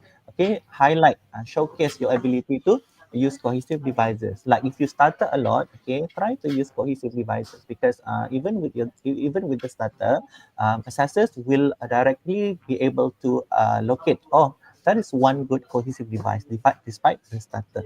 And last but not least, everyone will only have 1 minute, so use the time effectively. If you come to a premature close before 40 seconds, okay, your interlocutor, your teacher will point you to another bullet point. Perhaps your time will be wasted because at the time you will be thinking of the response. Okay, so try to use your time effectively. Okay, so I think that is the general tips for part two. Okay, Taufik, are we going for a short break now? Okay, sure. Okay, let's take a short break now. Don't forget to join us again afterwards. You can go for your toilets or your coffee break. Very short one. See you in a moment.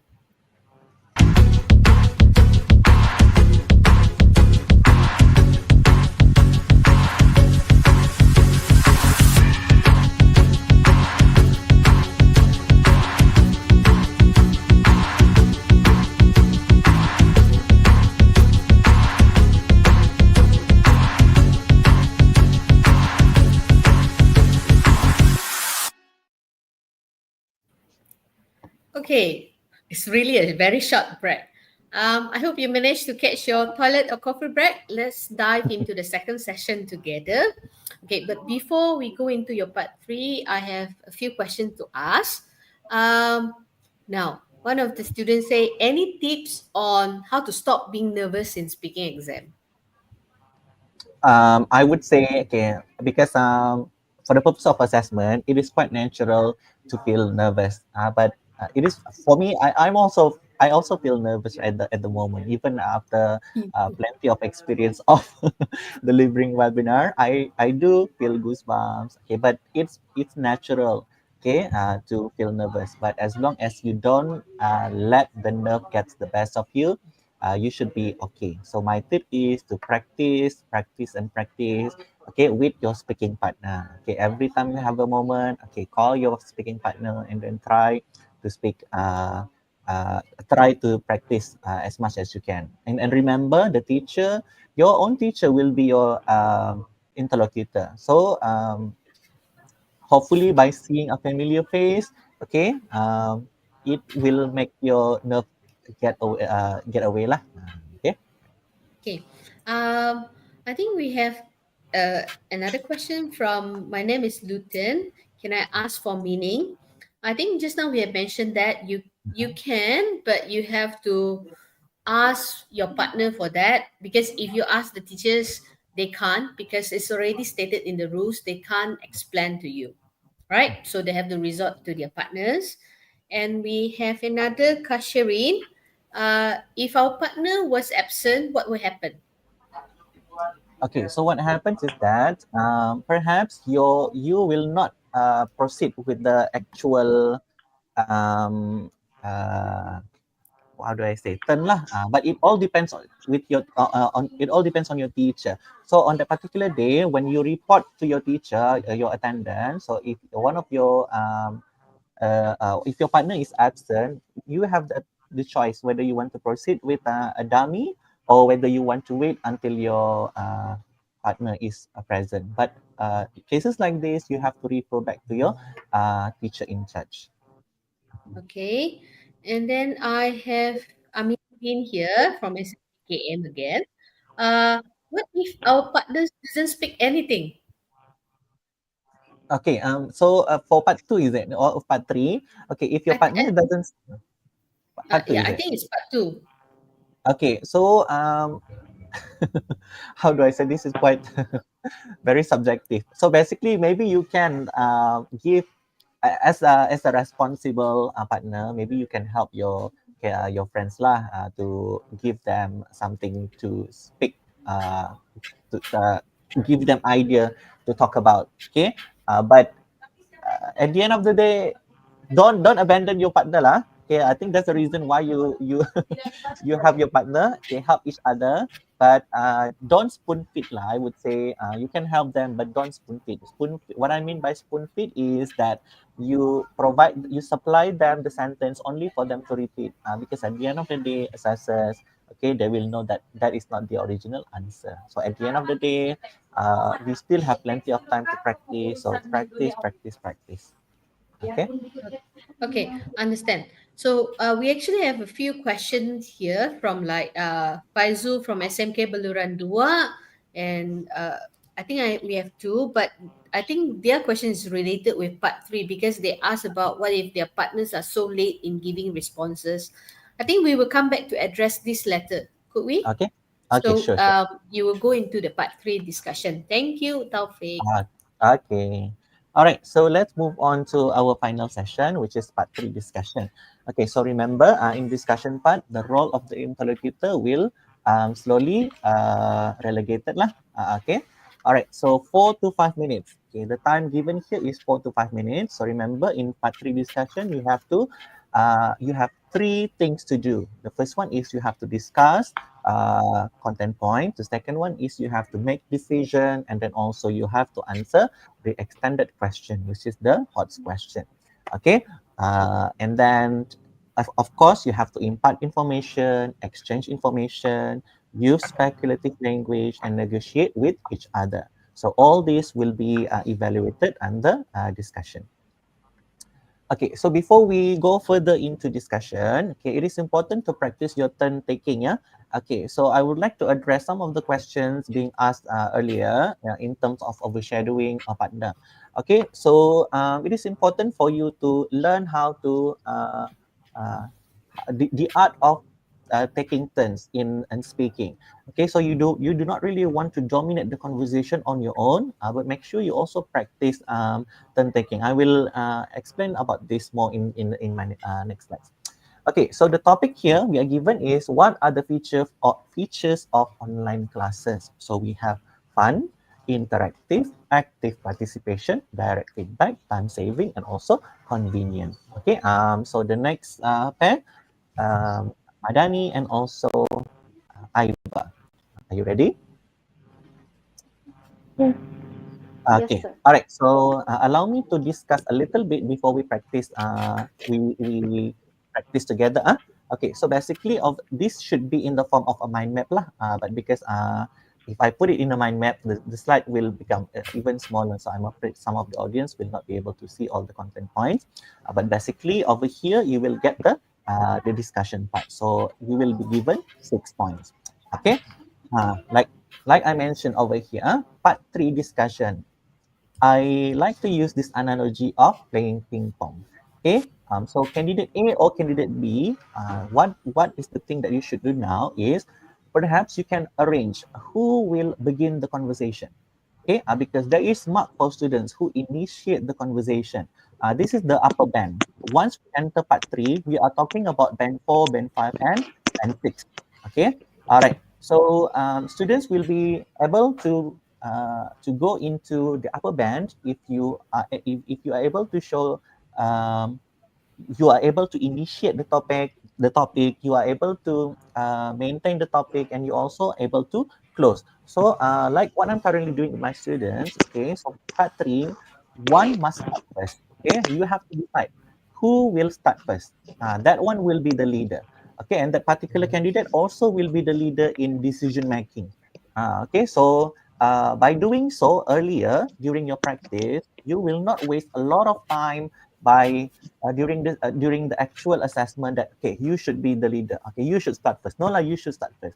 Okay, so by making decision now, okay, you will be the leader, I think it's better. Okay, and then once the leader begins, you can pass it to your friend, and then the friend will respond, and then the discussion will go naturally. Okay, so remember students, you should practice the art of taking turns. Okay, so that the issue of dominating the conversation will not be an issue lagi lah.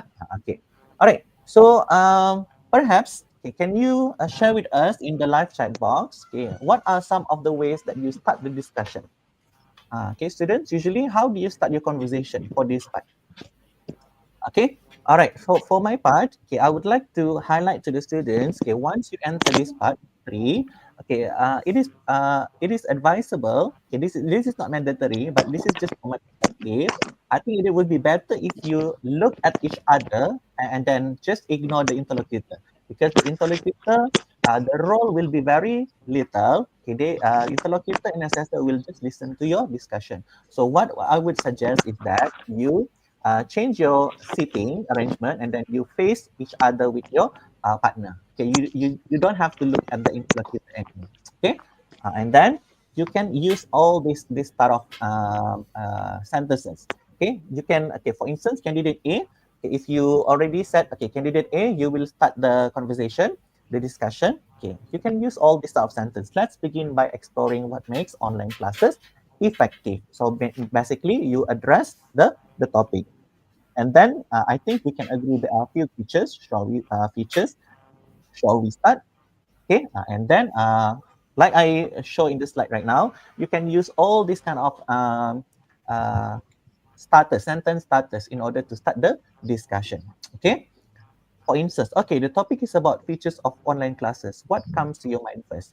Okay, perhaps for average to weaker students, okay, if you want to address all 6 points pun also can. Basically, for instance, okay, the topic is about features of online classes. We have 6 points here. The first one, what? Second point, what? Third point, what?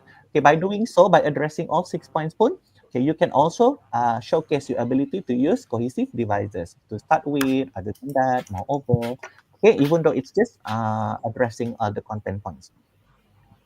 Or also for better students, for proficient students, okay, you can also create a scenario. Okay, for instance, the topic here is basically, sorry, the topic here is about online classes. Perhaps good students, okay, you can create a scenario about having online classes. Okay, perhaps a candidate A can start.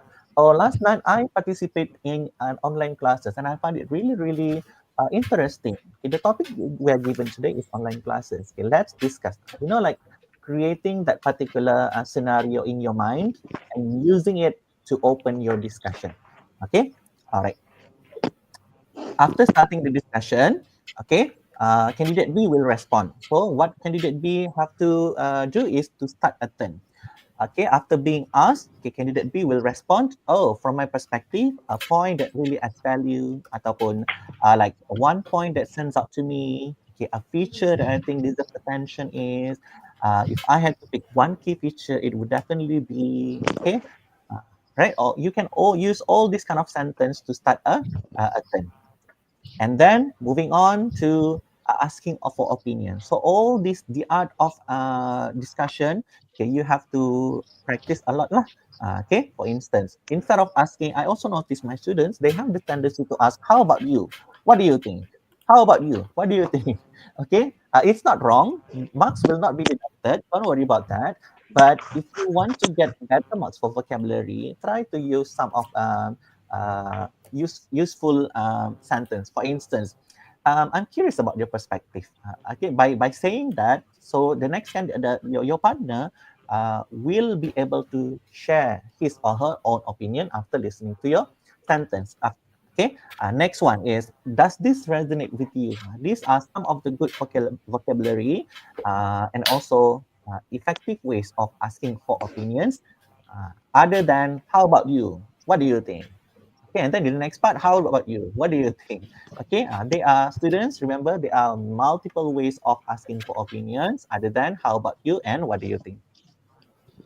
Okay, and then this is quite important. Okay, in order to score for band 4, band 5, and also band 6, okay, you should be able to relate contributions to your partner. Okay, what does it mean by relate contribution? So after your partner has expressed his or her opinion, okay, for instance, online classes just now, okay, perhaps the students say it is very fun. Okay, so you have to relate a little bit. Oh, okay, that's you made an interesting point. I think you're really right about apa. Okay, something like that. Your point about online classes is fun is valid, and I like to add another perspective. So by relating contribution, even in this short sentence, okay, assessors will be able to place you in the upper bands. For instance, like up to part 2, your marks is already in band 3, you are stuck in band 3. By relating contributions, assessor will gladly award you band 4 and also even to band 5 in terms of communicative competence, because you have successfully demonstrated your ability to relate contributions to your partner. Okay, and also I would like to introduce you to this OCHAR technique. Okay, but actually it's not a technique. This is how turn taking is actually supposed to happen. Okay, basically, candidate A or candidate B, okay, one of you should open the discussion.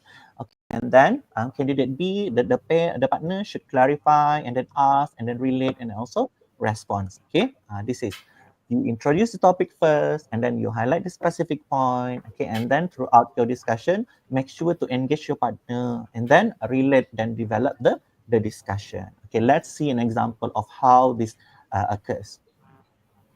Okay, so Vanessa, sorry, Iva and also Madani, you be ready after this. I'm going to ask you, we are going to practice. Okay. All right. So over here, I put candidate A. So candidate A has to open and ask. Okay, let's start our discussion on the most valuable feature of online classes. We have several options to consider, like being fun, interactive, active participation, direct feedback, time saving, and convenient. So in this example, I purposely address all 6 points as the starter. Which feature stands out to you? Okay, so candidate A open and ask. Okay, and then candidate B will respond. I think one of the best features of having online classes is that it's really fun. So basically, fun is the first point. For example, my teacher once used an online quiz game to review vocabulary. You see, this is a personal example, which is good, and everyone was so engaged. Don't you think activities like that make learning more enjoyable? So instead of asking your partner, how about you? What do you think? This is also another sentence that you can use, okay, differently to ask the same question. Don't you think activities like that make learning more enjoyable? And then the next one, candidate A will relate, respond, and ask. So candidate B point just now was online classes. They are fun, right? So it is time for candidate A to relate. Okay, absolutely. Fun activities like game or quizzes makes the classes exciting. So over here, students, you can see actually this sentence, absolutely. Fun activities like games or quizzes make the classes exciting. This is an evidence of candidate A relating the contributions of his or her partner. Okay, and then this candidate also move on to the next point. In addition to that, okay, you notice here, this is a good cohesive device. I feel direct feedback is just as important. Okay, for instance, another cohesive device, during a live writing activity, my teacher corrected my grammar mistake right on the spot, which helped me remember it better. So by using personal experience, it will be you will be able to express your point better. Okay, have you experienced something similar? See, instead of asking, what do you think? How about you? Okay, there are multiple ways of saying that using different sentence. This is another example. Have you experienced something similar? Okay, now it's up to candidate B to relate and respond. Yes, I have. Just last week, I got feedback on my pronunciation during a speaking drill. Now I realize I've been saying a word wrong for years. So I agree, getting corrections immediately makes a big difference. So basically, the response provided by candidate B, they are all related to the points given by candidate A, which is about direct feedback. Moving on. So let's assume over here the time is up, the 2 minutes is up. So it's perfectly okay. Okay, and this pairing has demonstrated their ability to take turns in order to express their opinion. Okay, candidate A open, candidate B respond. Okay, candidate B ask. Okay, and then candidate A also relate, respond, and ask. So basically, this OCAR technique is how a turn taking should occur lah. But it is not mandatory. This is just to highlight how turn taking should occur. Like I mentioned, it should be, the analogy is to play ping pong. Okay, moving on. After you finish discussion, okay, when the 2 minutes is up, okay, you will directly come into making decision. Okay, so over here, students tend to discuss with each other the best point that they want to choose, which I would say uh, sometimes students, they waste a lot of time in order to come up with a decision. But it is important, making a decision is not mandatory lah. Okay, because we only want to see whether you are able to come to a decision together. Okay, so what I usually do with my students, okay, so candidate A, if you are the leader, you should start right away. You don't have to waste any more time. Okay, from our discussion, we managed to cover 2 features. Online classes are really fun, and on top of that, we receive direct feedback from our teacher. So during this decision-making task, okay, I think it would be much better if students only cover what they have discussed in earlier discussion. So that because in the period of 1 minute, it is too little. It is too little time for you to speak lah. Okay, and then perhaps you can narrow the scope by only addressing the 2 points that you have discussed in during the discussion. Okay, so candidate A, you have to start right something like this. From our discussion, we managed to cover 2 features.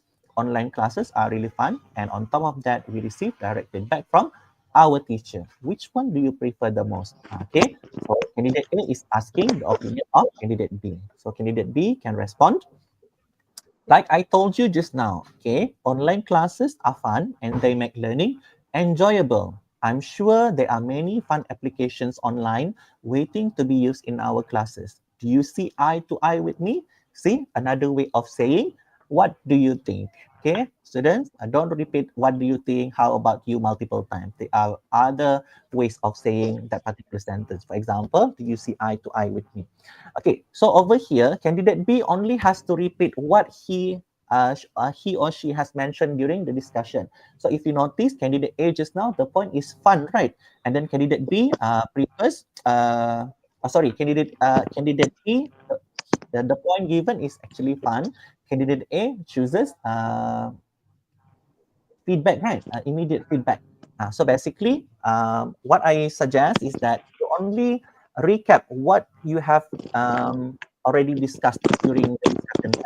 You don't have to add any more extra information in this part because 1 minute is too little for you to add more extra information. That's a good point. I was thinking about direct feedback because it helps us know our mistakes right away. Because candidate A's point just now is direct feedback, right?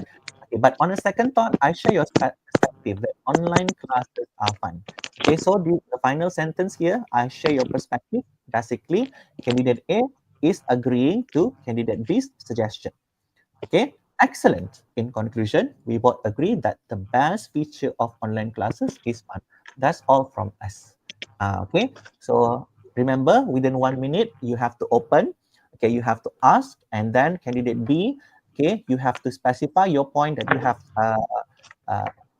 discussed earlier, and then candidate A, perhaps you can talk a little bit and then just simply agree. Okay, this one is an example of if you want to agree at one point. Okay, students, remember, it is not mandatory for you to come into a decision. Let's say when you're making decision and then suddenly time is up. Okay, don't worry, no marks will be deducted. Okay, but this is just to illustrate to you how making a decision should be. Okay. All right, and then after making decision, you will go finally to extended question. So in extended question, okay, I noticed that there are some um, oh, sorry. Okay. So I noticed that there are some patterns of extended questions lah. Okay, for instance, if you look here, in what ways, okay, the question is asking in what ways? In what ways the lack of self-care can affect oneself? In what ways? So basically, if you see this kind of question, in what ways, the question is asking you to describe how or why something happens. Okay, for instance, what ways can teenagers make full use of their free time? So basically, in simpler language, the question is asking how teenagers make full use of their free time. Okay, in what ways do social media contents influence teenagers? So basically, you only have to replace in what ways with how. How do social media contents influence teenagers? So it's asking one way, two ways, several ways. So this kind of questions is asking you to describe how or why something happens. Okay, another pattern that we can see from previous years is actually to what extent. Okay, in bahasa it says sejauh manakah. Okay, so this type of question is asking you to evaluate the degree or impact of something. So perhaps you can use the cue whether to a great extent, a small extent, or some extent. Okay, this is the type of question that is asked. Lah. To what extent can a hobby become a source of income? So maybe you can agree that to some extent, okay, a hobby can become a source of income. Or if you disagree with the topic, to a small a small extent, a hobby can become a source of income. Okay, this is some of the cue that you can use lah. Okay. And also the next one is how far do you agree? Sejauh manakah kamu bersetuju? Okay, so this type of question is actually evaluating whether you agree or disagree. Okay, so the cue here is you use these keywords such as I strongly agree that technology makes life easier. Or you can even say I partially agree that technology makes life easier. But if you choose partially agree, you have to explain why you disagree with the topic and then why you agree with the topic. Okay, so this type of question is asking your opinion whether you agree or you disagree. Okay, and also you can basically use totally. Whether you totally disagree, you can start. I totally disagree that technology makes life easier. Okay, I totally disagree that teenagers should be given full freedom in making decision. Okay, so this type of questions is usually comes out in extended question, but it is not mandatory. Okay, so I'm going to introduce you another technique in order to answer this type of question, the peel technique. Okay, in fact, the peel technique, you can also use this for for your writing paper. Okay, start by making your point. Okay, you can use evidence. Okay, because extended question is usually used to evaluate whether this particular candidate is able to be placed in band 6 or not. Okay, maybe you can move instead of giving personal opinions. Okay, this type of question is evaluating your personal your view of the world. Try to integrate your understanding of the world into your response. So but usually you can use you can give responses in the from the international perspective, from the government's perspective, from the society perspective, or perhaps if you read a lot, you can include statistics, you can include percentages, you can read, if you read journals, you can include research. Okay, if you read news or if you watch the news, you can also incorporate whatever your awareness of what's happening throughout the world in your response. And then you use the evidence to support your point. And lastly, don't forget to conclude and connect your point. Okay. All right, so this is a sample answer. Okay, how far do you agree that education determines success? Okay, I agree that education is really important, especially because the world is changing so fast these ways. You see the word the world. Okay, this is basically the sample answer is derived from the students' perspective about the whole world. Okay, actually, I read that about 60% of jobs today require skills that didn't even exist 10 years ago. This shows how quickly things are changing. So basically, this candidate is incorporating his or her knowledge of in terms of percentage jobs today. And then elaborate lagi. Okay, if people do not continue their education, they could miss out on new opportunities because their skills might become outdated. Knowledge and education help us stay prepared for these changes, whether it's new technology or new ways of working. And don't forget to conclude everything. So based on this, it's clear that having education helps us stay competitive. Okay, and then don't forget to properly say, that's all from me if you have nothing else to say. And then you can pass it to your speaking partner. Or you can also make this in a discussion form, okay? Just like what you discussed, okay, this for extended question, you can also discuss among each other, okay? So it's all up to you whether you want to approach this topic in a form of discussion or you want to individually express your opinion of this particular topic. Okay, let's see samples for shorter answer. Okay, I think having education is really important for success too. So basically, by responding this candidate is actually agreeing with the topic that education determines success. For example, okay, people who learn new things can find better jobs or get promoted. If people don't keep learning, okay, and then this candidate also proceed to link the all the responses. So I believe that education will make us more successful in life. That's all from me. Okay. All right. Okay. Let's practice with Aiva and also Madani. Are you ready? Yes, sir. Yes. Okay. All right. Huh? Okay. So I'm going to start right off. Okay. Teenagers nowadays seek acquaintances to feel a sense of belonging in society. Here are some ways teenagers make a new acquaintance and a question for you to discuss. First, you have some time to look at the task. Okay.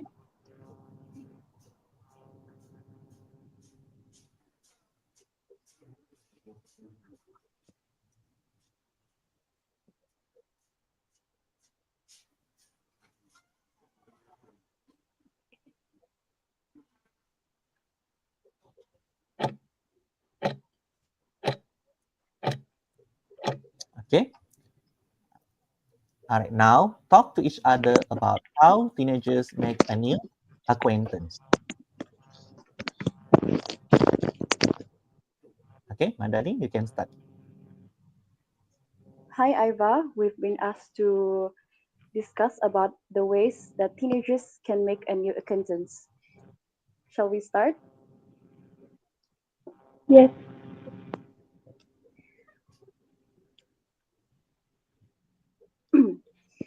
One of the most common ways is through social media. Many teens connect with others through platforms like Instagram or TikTok, where they can share interests and communicate with people from different parts of the world. It's a great way to meet new people without geographical limitations. What do you think, Iva? I absolutely agree with you, Madani, but I also would like to add that school competition could also help teenagers to make new acquaintances. For example, by going to school competitions, students be able to experience more and meet more people around the country. And while preparing for the same competition, they could also share experiences and their tips for each other, which is really helpful for teenagers and also make new acquaintances, new friends. Are we on the same page, Madani? I definitely agree with you, Iva. I would also like to expand your idea by adding another point, and that includes uh, through workshops. Teens who attend workshops, whether they're about art, technology, or even personal development often meet life-minded people. Those events provide an opportunity with teammates or competitors who share a similar passion for the competition. What do you think, Iva? I totally agree with you. I also would like to add that, other than that, volunteering also a Okay, new. thank you. All right, excellent. Okay, give a clap. Excellent. Well done, well done. Okay. All right. So basically, from the sample, from the responses given by our candidates just now, okay, I would be gladly place you on the upper band, band 5. Okay. 4 to 5. Okay. Basically, both of you have demonstrated the ability to participate in the discussion by taking turns. Okay. I like the fact that none of you try to dominate the discussion. Okay. Basically, so Madani started the conversation first, and then you ask Iva, and then Iva also provided her points, and then okay, you also were able to relate to each other's point, which is essential part of the discussion. Okay, so if I were the interlocutors, if I were the assessor, I would be gladly give you the both of you 5, 5, 5, 5. Okay, okay, which is excellent. But a little bit, if I'm being a nitpicky, okay, Madani, perhaps you can use other words of saying I agree with you and what do you think? Because just now I noticed that Iva did use at do you share are you on the same page, something like that? Okay, which is also a great way of asking what do you think? Okay, all right, Yes, well sir. done. Okay, excellent. And also I like the fact that Madani And used geographic something about geography limits, something like that. Geograph geographical limitations. Yeah, geographical limitations. Yeah, there's a lot of me. There's a lot of things to digest during your discussion, so I only recall what I remember the most. So that is also an evidence you are able to use vocabulary um, much better. So that is an evidence that if I want to give you band 6, I can just gladly give you band 6 for vocabulary. Okay, which is excellent. Okay, all right. Now let's move on to the next part. Okay, now you have about a minute to decide together which is the most popular way for teenagers to make a new acquaintance. Okay, the time starts now.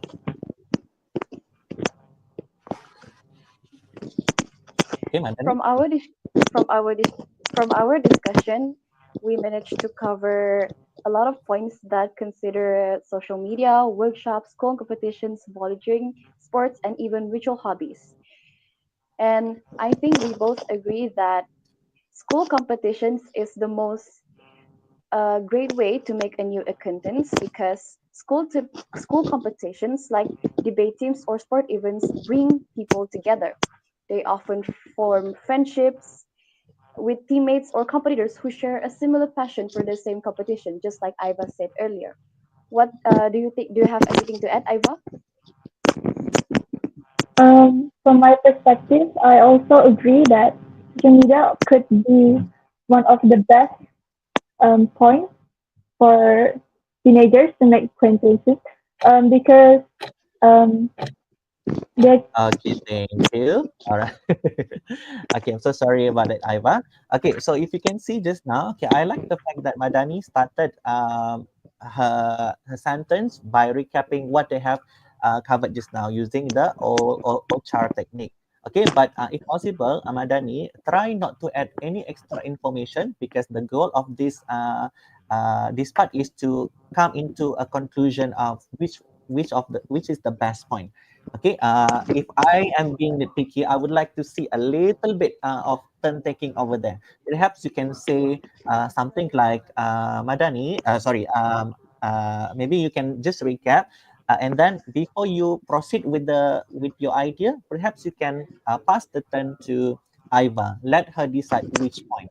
Okay, for example, like okay, so Iva, based on our discussion, we managed to cover 2 points, which is social media and school competitions. Which point stands out to you the most? You pass it to Iva and then let Iva decide. Perhaps Iva can just repeat her original point, which is about school competition, if I'm not mistaken. Is it, Iva? Yeah, I think Iva covered school Yes, competition sir. just now.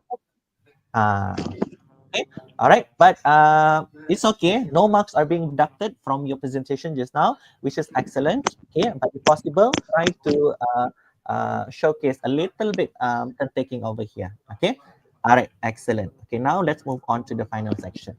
Okay, thank you. You have been talking about how teenagers make a new acquaintance. Okay, now let's hear your opinion on this.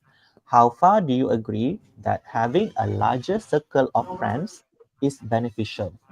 How far do you agree that having a larger circle of friends is beneficial? Okay, your time start now. Who wants to start first?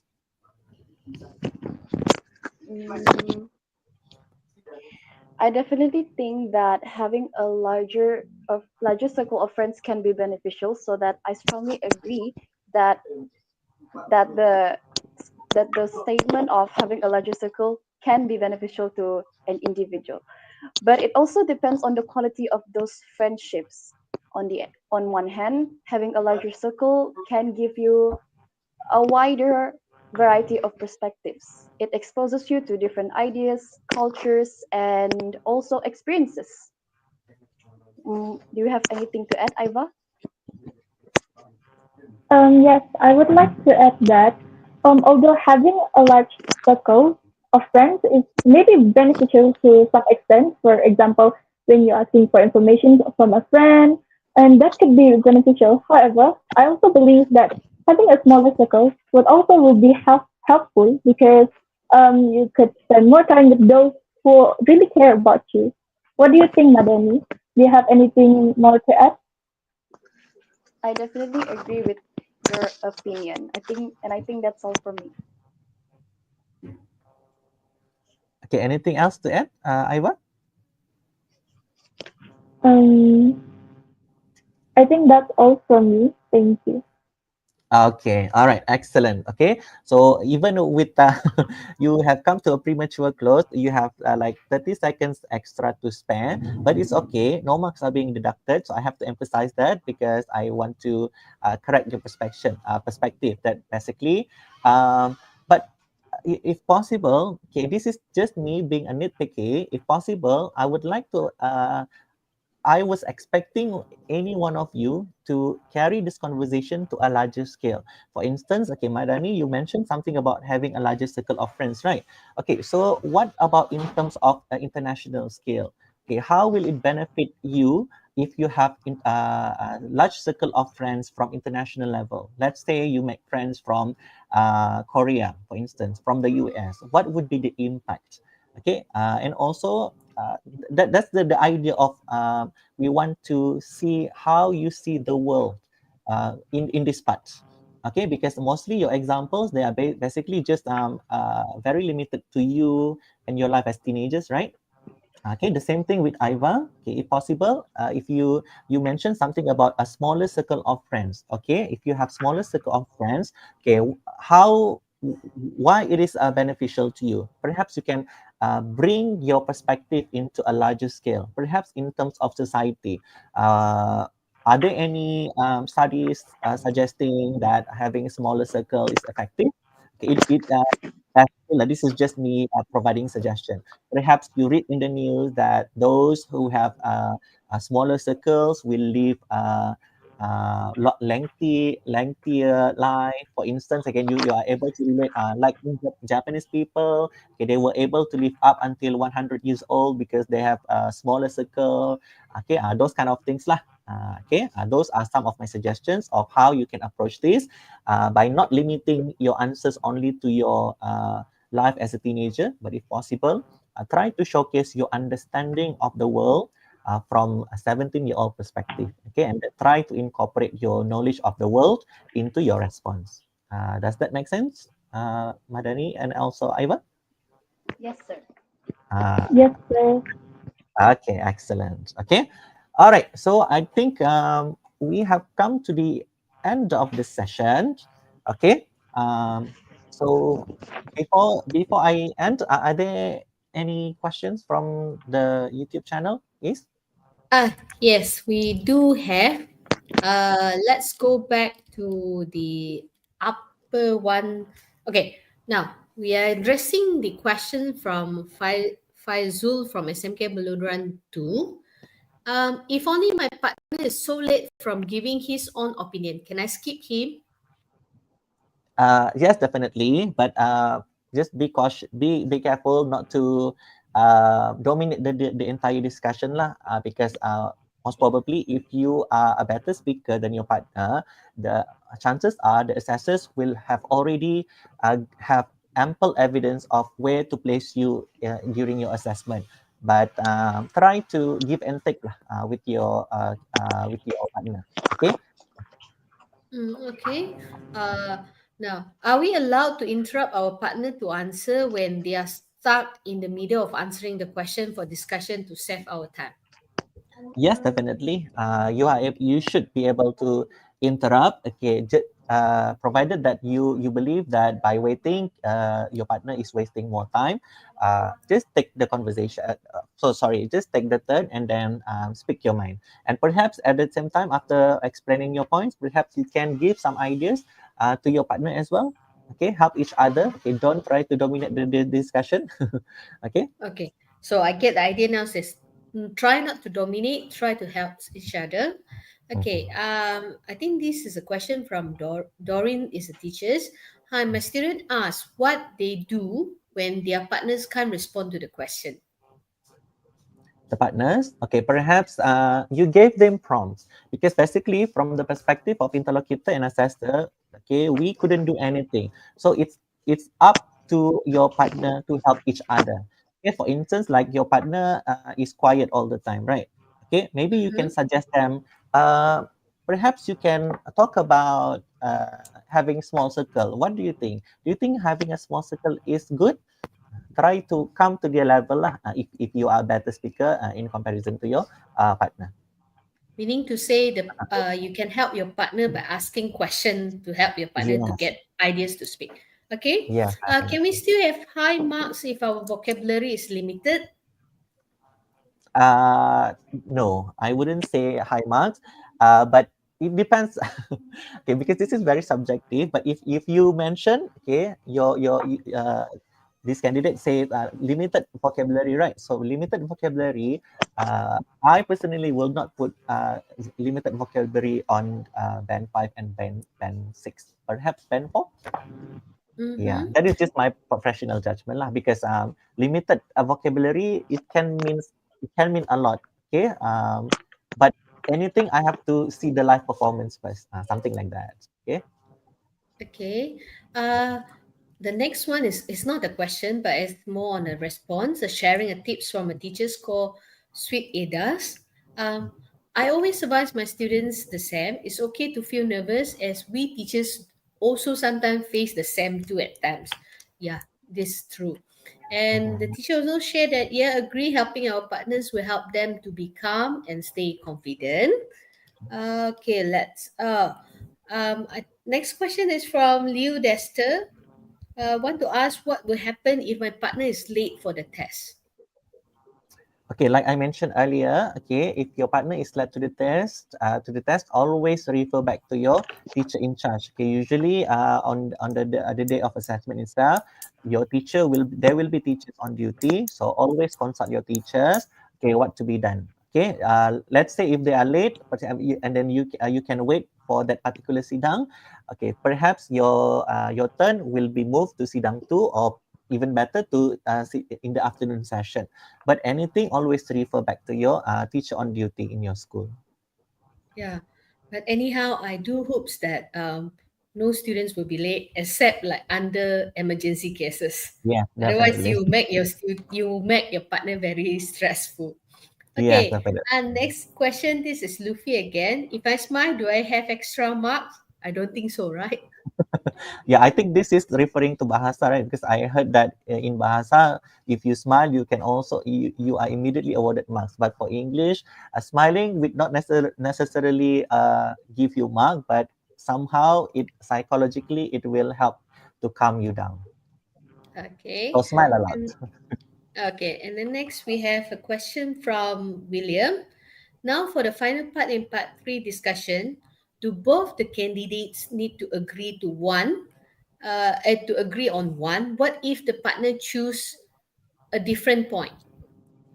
Not necessarily. So like I mentioned, for the decision making, it is not mandatory for students to come into one decision. Okay, because the idea is we just want to see how your interaction in order to come up with one decision. Okay, even if you have contradicting opinion, that is also excellent. Okay, there's no such thing as that. Okay, you must agree with one point. If not, you will not get higher marks, and there's no such thing. Okay, so you can contradict with each other, you can agree with each other, or even if you do not have the capacity to agree with each other during that particular 1 minute, it's also possible, because the idea is we just want to see whether you are able to come to a decision. Okay, so we can actually agree on disagreement. Yes. Okay, and this one is Melissa from SMKATS. I would like to ask, is it mandatory for the student to answer all the points given? No, it's not mandatory. Okay. Because from my experience, students usually they cover 3 points. Yes, candidate A will cover 3 points. Candidate B will cover 3 points. So what happens during this discussion is usually candidate A, if this particular candidate, okay, explains all 3 points in one go, there will be no turn taking. Then let's imagine candidate A explains all 3 points in one go, and then pass it to candidate B, and then candidate B also explain all 3 points. So basically, there is no turn taking because discussion we want to see your ability to to take turns. Okay, so I think you can actually cover even if you discuss one point, it's also possible. Meaning that Yeah, you one topic you cover the topic in great details. This is also possible. If 2 points also possible, 3 points also possible. Okay. as And long then as turn taking is happening there, right? yes, definitely. Okay, so Melissa has another question. If the student managed to fulfill OCAR, I think the strategy you introduced just now, for only 2 points of bullet, is it possible for them to get good marks? Yes, definitely. Definitely. Okay. So back to the OCAR, but you the good mark here is referring to upper band lah, but make sure you fulfill the ability to relate to your contribution, because OCAR basically means you have to open and then clarify and then ask and then respond, right? So one important element of OCAR is your ability to respond and relate. So if you are able to demonstrate that you relate your partner's contribution, of course we are uh, going to place you in the upper band, band 4, band 5. Okay, successfully. Okay, okay, thank you. Um, and let's see, we have, I think, okay, another's from Rafiq from SMK Beluran 2. Can I ask the interlocutor if I doesn't know the words? I think the answer is no, right? No, yes. You can, if you have any question, you can, the only person that you can ask is actually your friends, your partner. Yeah. Because it's a rule stated for the interlocutors and also the teachers that they aren't allowed to explain. Okay, so Yes. sorry for that. And then now, hi teachers, I'm from SMKP2 KB. If me and my partner didn't make it in time to choose every points in the part 3, are we going to get our marks deducted? I think the answer is no, No. because yeah. Maybe you can explain a bit further. Yes. Okay. So students, avoid from using marks deducted. Okay. So like I mentioned just now, I just want to clarify. For speakings, there is no such thing as deducting marks. Okay. Because like I mentioned, assessor usually will begin with 0. Every student will have 0 marks. So the more you talk, okay, the more evidence that we get. The more evidence we get from your interactions, the better marks we will be able to give you. Okay, so there is no such thing as like, okay, for instance, I already gave you 3, and then because in part 1 you were excellent, and also in part 2 you were also excellent, and then I move you in to band 4, for example. And then suddenly in part 3 discussion, you stutter, again, you had this difficulty to explain yourself. I cannot deduct your mark by penalizing you and then I bring you down to 3. Cannot, huh? Okay, so assessors, okay, once they already have evidence that, okay, your mark is band 3 or band 4, they cannot go down just because you mess up in the later part. Okay, because essentially you have already demonstrated your ability to do this and that earlier, way earlier. Okay, so there is no such thing as getting your marks deducted. Okay, the only thing is that whether assessors should have enough, whether assessors have enough evidence to put you in the upper bands based on your interaction. Okay, so the idea is to keep practicing so that with proper practice, okay, you hopefully should be able to demonstrate that you belong in band 5 and also you belong in band 6. Okay. Okay, thank you, Taufik. If there is any more question, I mean, audience are given like 1 minute to type because we apologize. I know that we have promised that the live will actually end at 11, but we try to cover as many questions as we could because we know that SPM candidates, they are very nervous. So it's like a final revision for them. We try to help as much as we could. So we apologize for the delay, like we end late. So if you have any more question, kindly write it in the comments now before waiting for them. So let me ask, what about Vanessa? Do you have any questions so far? Clear? I think I understand all of the stuff that has been teach so far. Okay. What about Madani? Same with me. Everything's great. Okay. What about Iva now? Any question? I am all clear. No. Clear. Thank you, teacher. Okay, Okay. welcome. Nicholas? One question. Okay, Okay. sure. So if I use like what do we call idioms? If we use idioms, does it like give better marks, higher marks maybe? Like idioms like kill two birds with one stone or like that. Yeah. Absolutely, yes.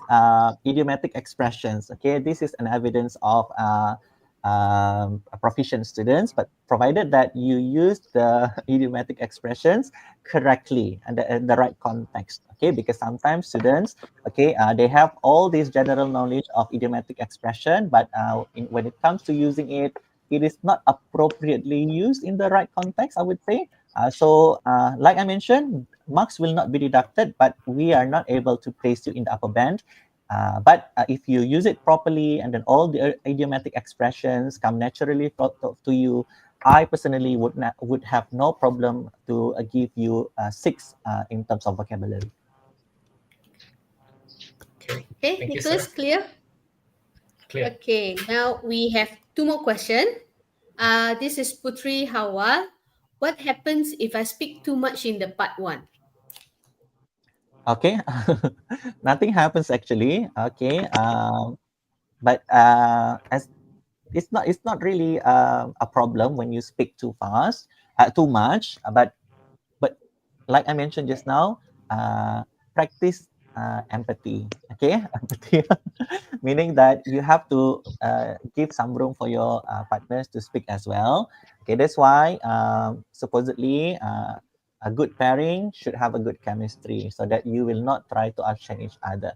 But let's say if you speak too much in part 1, okay, interlocutor usually, if your teacher notice that you dominate the discussion too much or the interaction too much, perhaps the interlocutor will take charge and then try to direct the question to your partner. Don't worry too much about that one. Yeah, as long as you are natural about it, then it should be fine.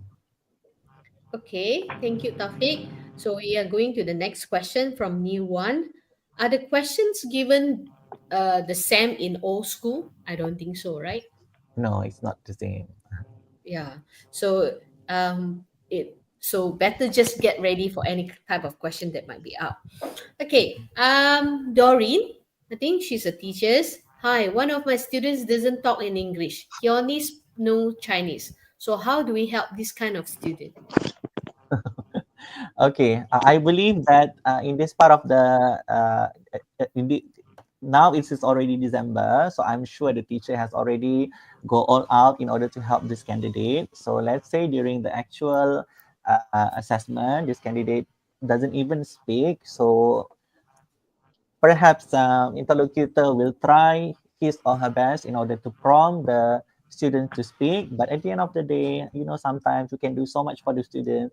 At the end of the day, the students also have to own up to their responsibility. Okay, because teachers can do, as teacher, we can do so much for our students. But if the students, you know, do not reciprocate our effort, then what can we do, right?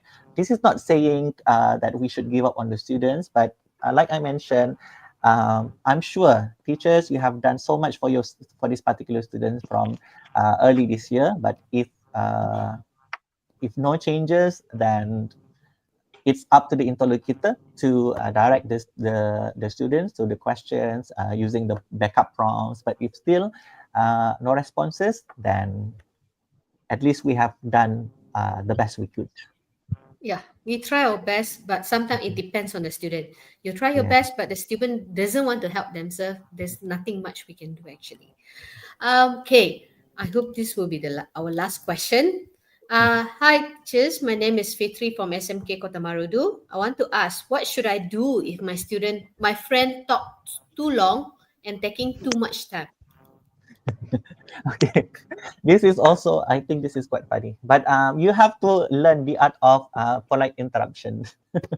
Okay, perhaps you can insert yourself by interrupting politely to your friends. Like I mentioned just now, I'm sure your partner is someone that you are very comfortable with. So if this can be done earlier, perhaps you can. Don't wait until the day of assessment itself. Only then you will tell, okay, you speak a lot. Okay, when is my turn? That's why I said someone should be a leader in the team. Okay, so the leader should learn to divide the timing. Okay, and then like you still have plenty of time to discuss with your speaking partner. Okay, try to how do I say speak to each other, and then how about what do you want to do during this point? Okay, if you, for instance, like one is too dominating the discussion, you can actually directly tell your partner after this, okay, you have been dominating the discussion, I don't like it. Okay, so let's work together so that I also have my chance to shine during our discussion. Okay, you don't have to necessarily wait until the day of assessment itself. Only then you will say all these things. Okay, if possible, try to slow talk with your partner and then practice more. Okay, with that, I think we are concluding our Q&A session. Thank you very much, Taufik, for your very insightful sharing today. And I guess not just the four of us, I think guess five, including the four students there. And together with the questions and the response, the interactions from students from the live chat. Thank you very much.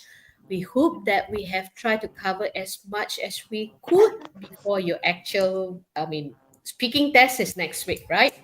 Oh, Mhm. it's really nervous now, even though I'm not taking it. Okay, the attendance link has been shared in the chat. Please remember to fill out the attendance form, which will only remain open until 12 midnight tonight. Any complication due to a lack of attentiveness will be the sole responsibility of the participant. Be sure to complete it before tonight, the deadline. So if you see it tomorrow, then you won't get it. So now our program continue with the presentations of the e-certificates to our special guest speaker today, Mr. Taufik. So let's witness it together.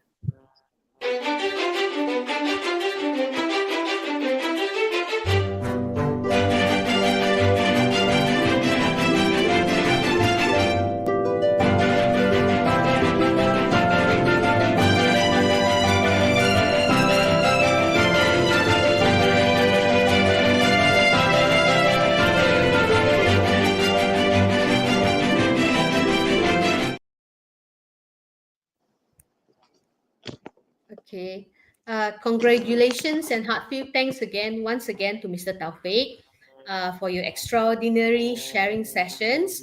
May your insight greatly assist our SPM candidate in achieving outstanding result in the 2024 SPM English speaking paper. Thank you, because I know that we promised until 11, but we only end at 11:30. Luckily, you didn't charge a cent. Otherwise, we are paying you a lot. We are now nearing the end of our broadcast. Before we conclude, please be reminded to fill out the attendance link that has been shared in the chat earlier. Any delay will be at your own responsibility. Before closing this program, I would like to invite all the organizing committee to join us in the virtual space for a final moment together. Now you will see that we are having our technical teams, our core moderator, Dr. Betty, will be there as well. Thank you, everyone.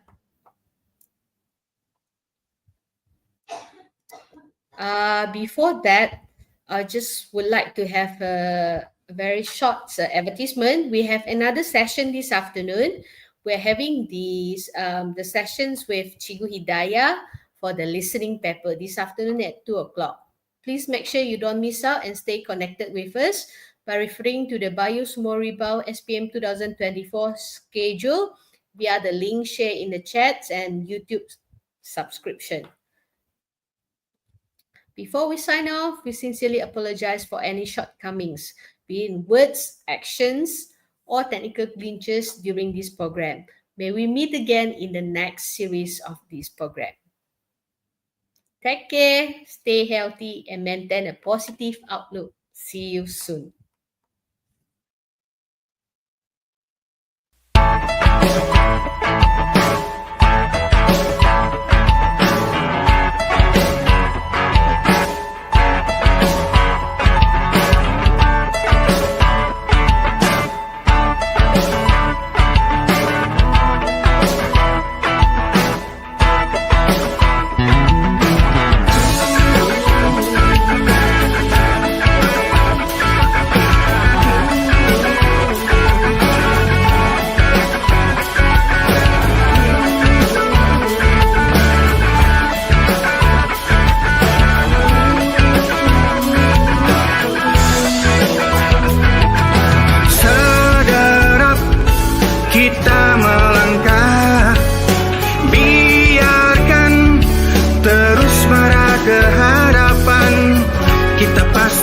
Sampai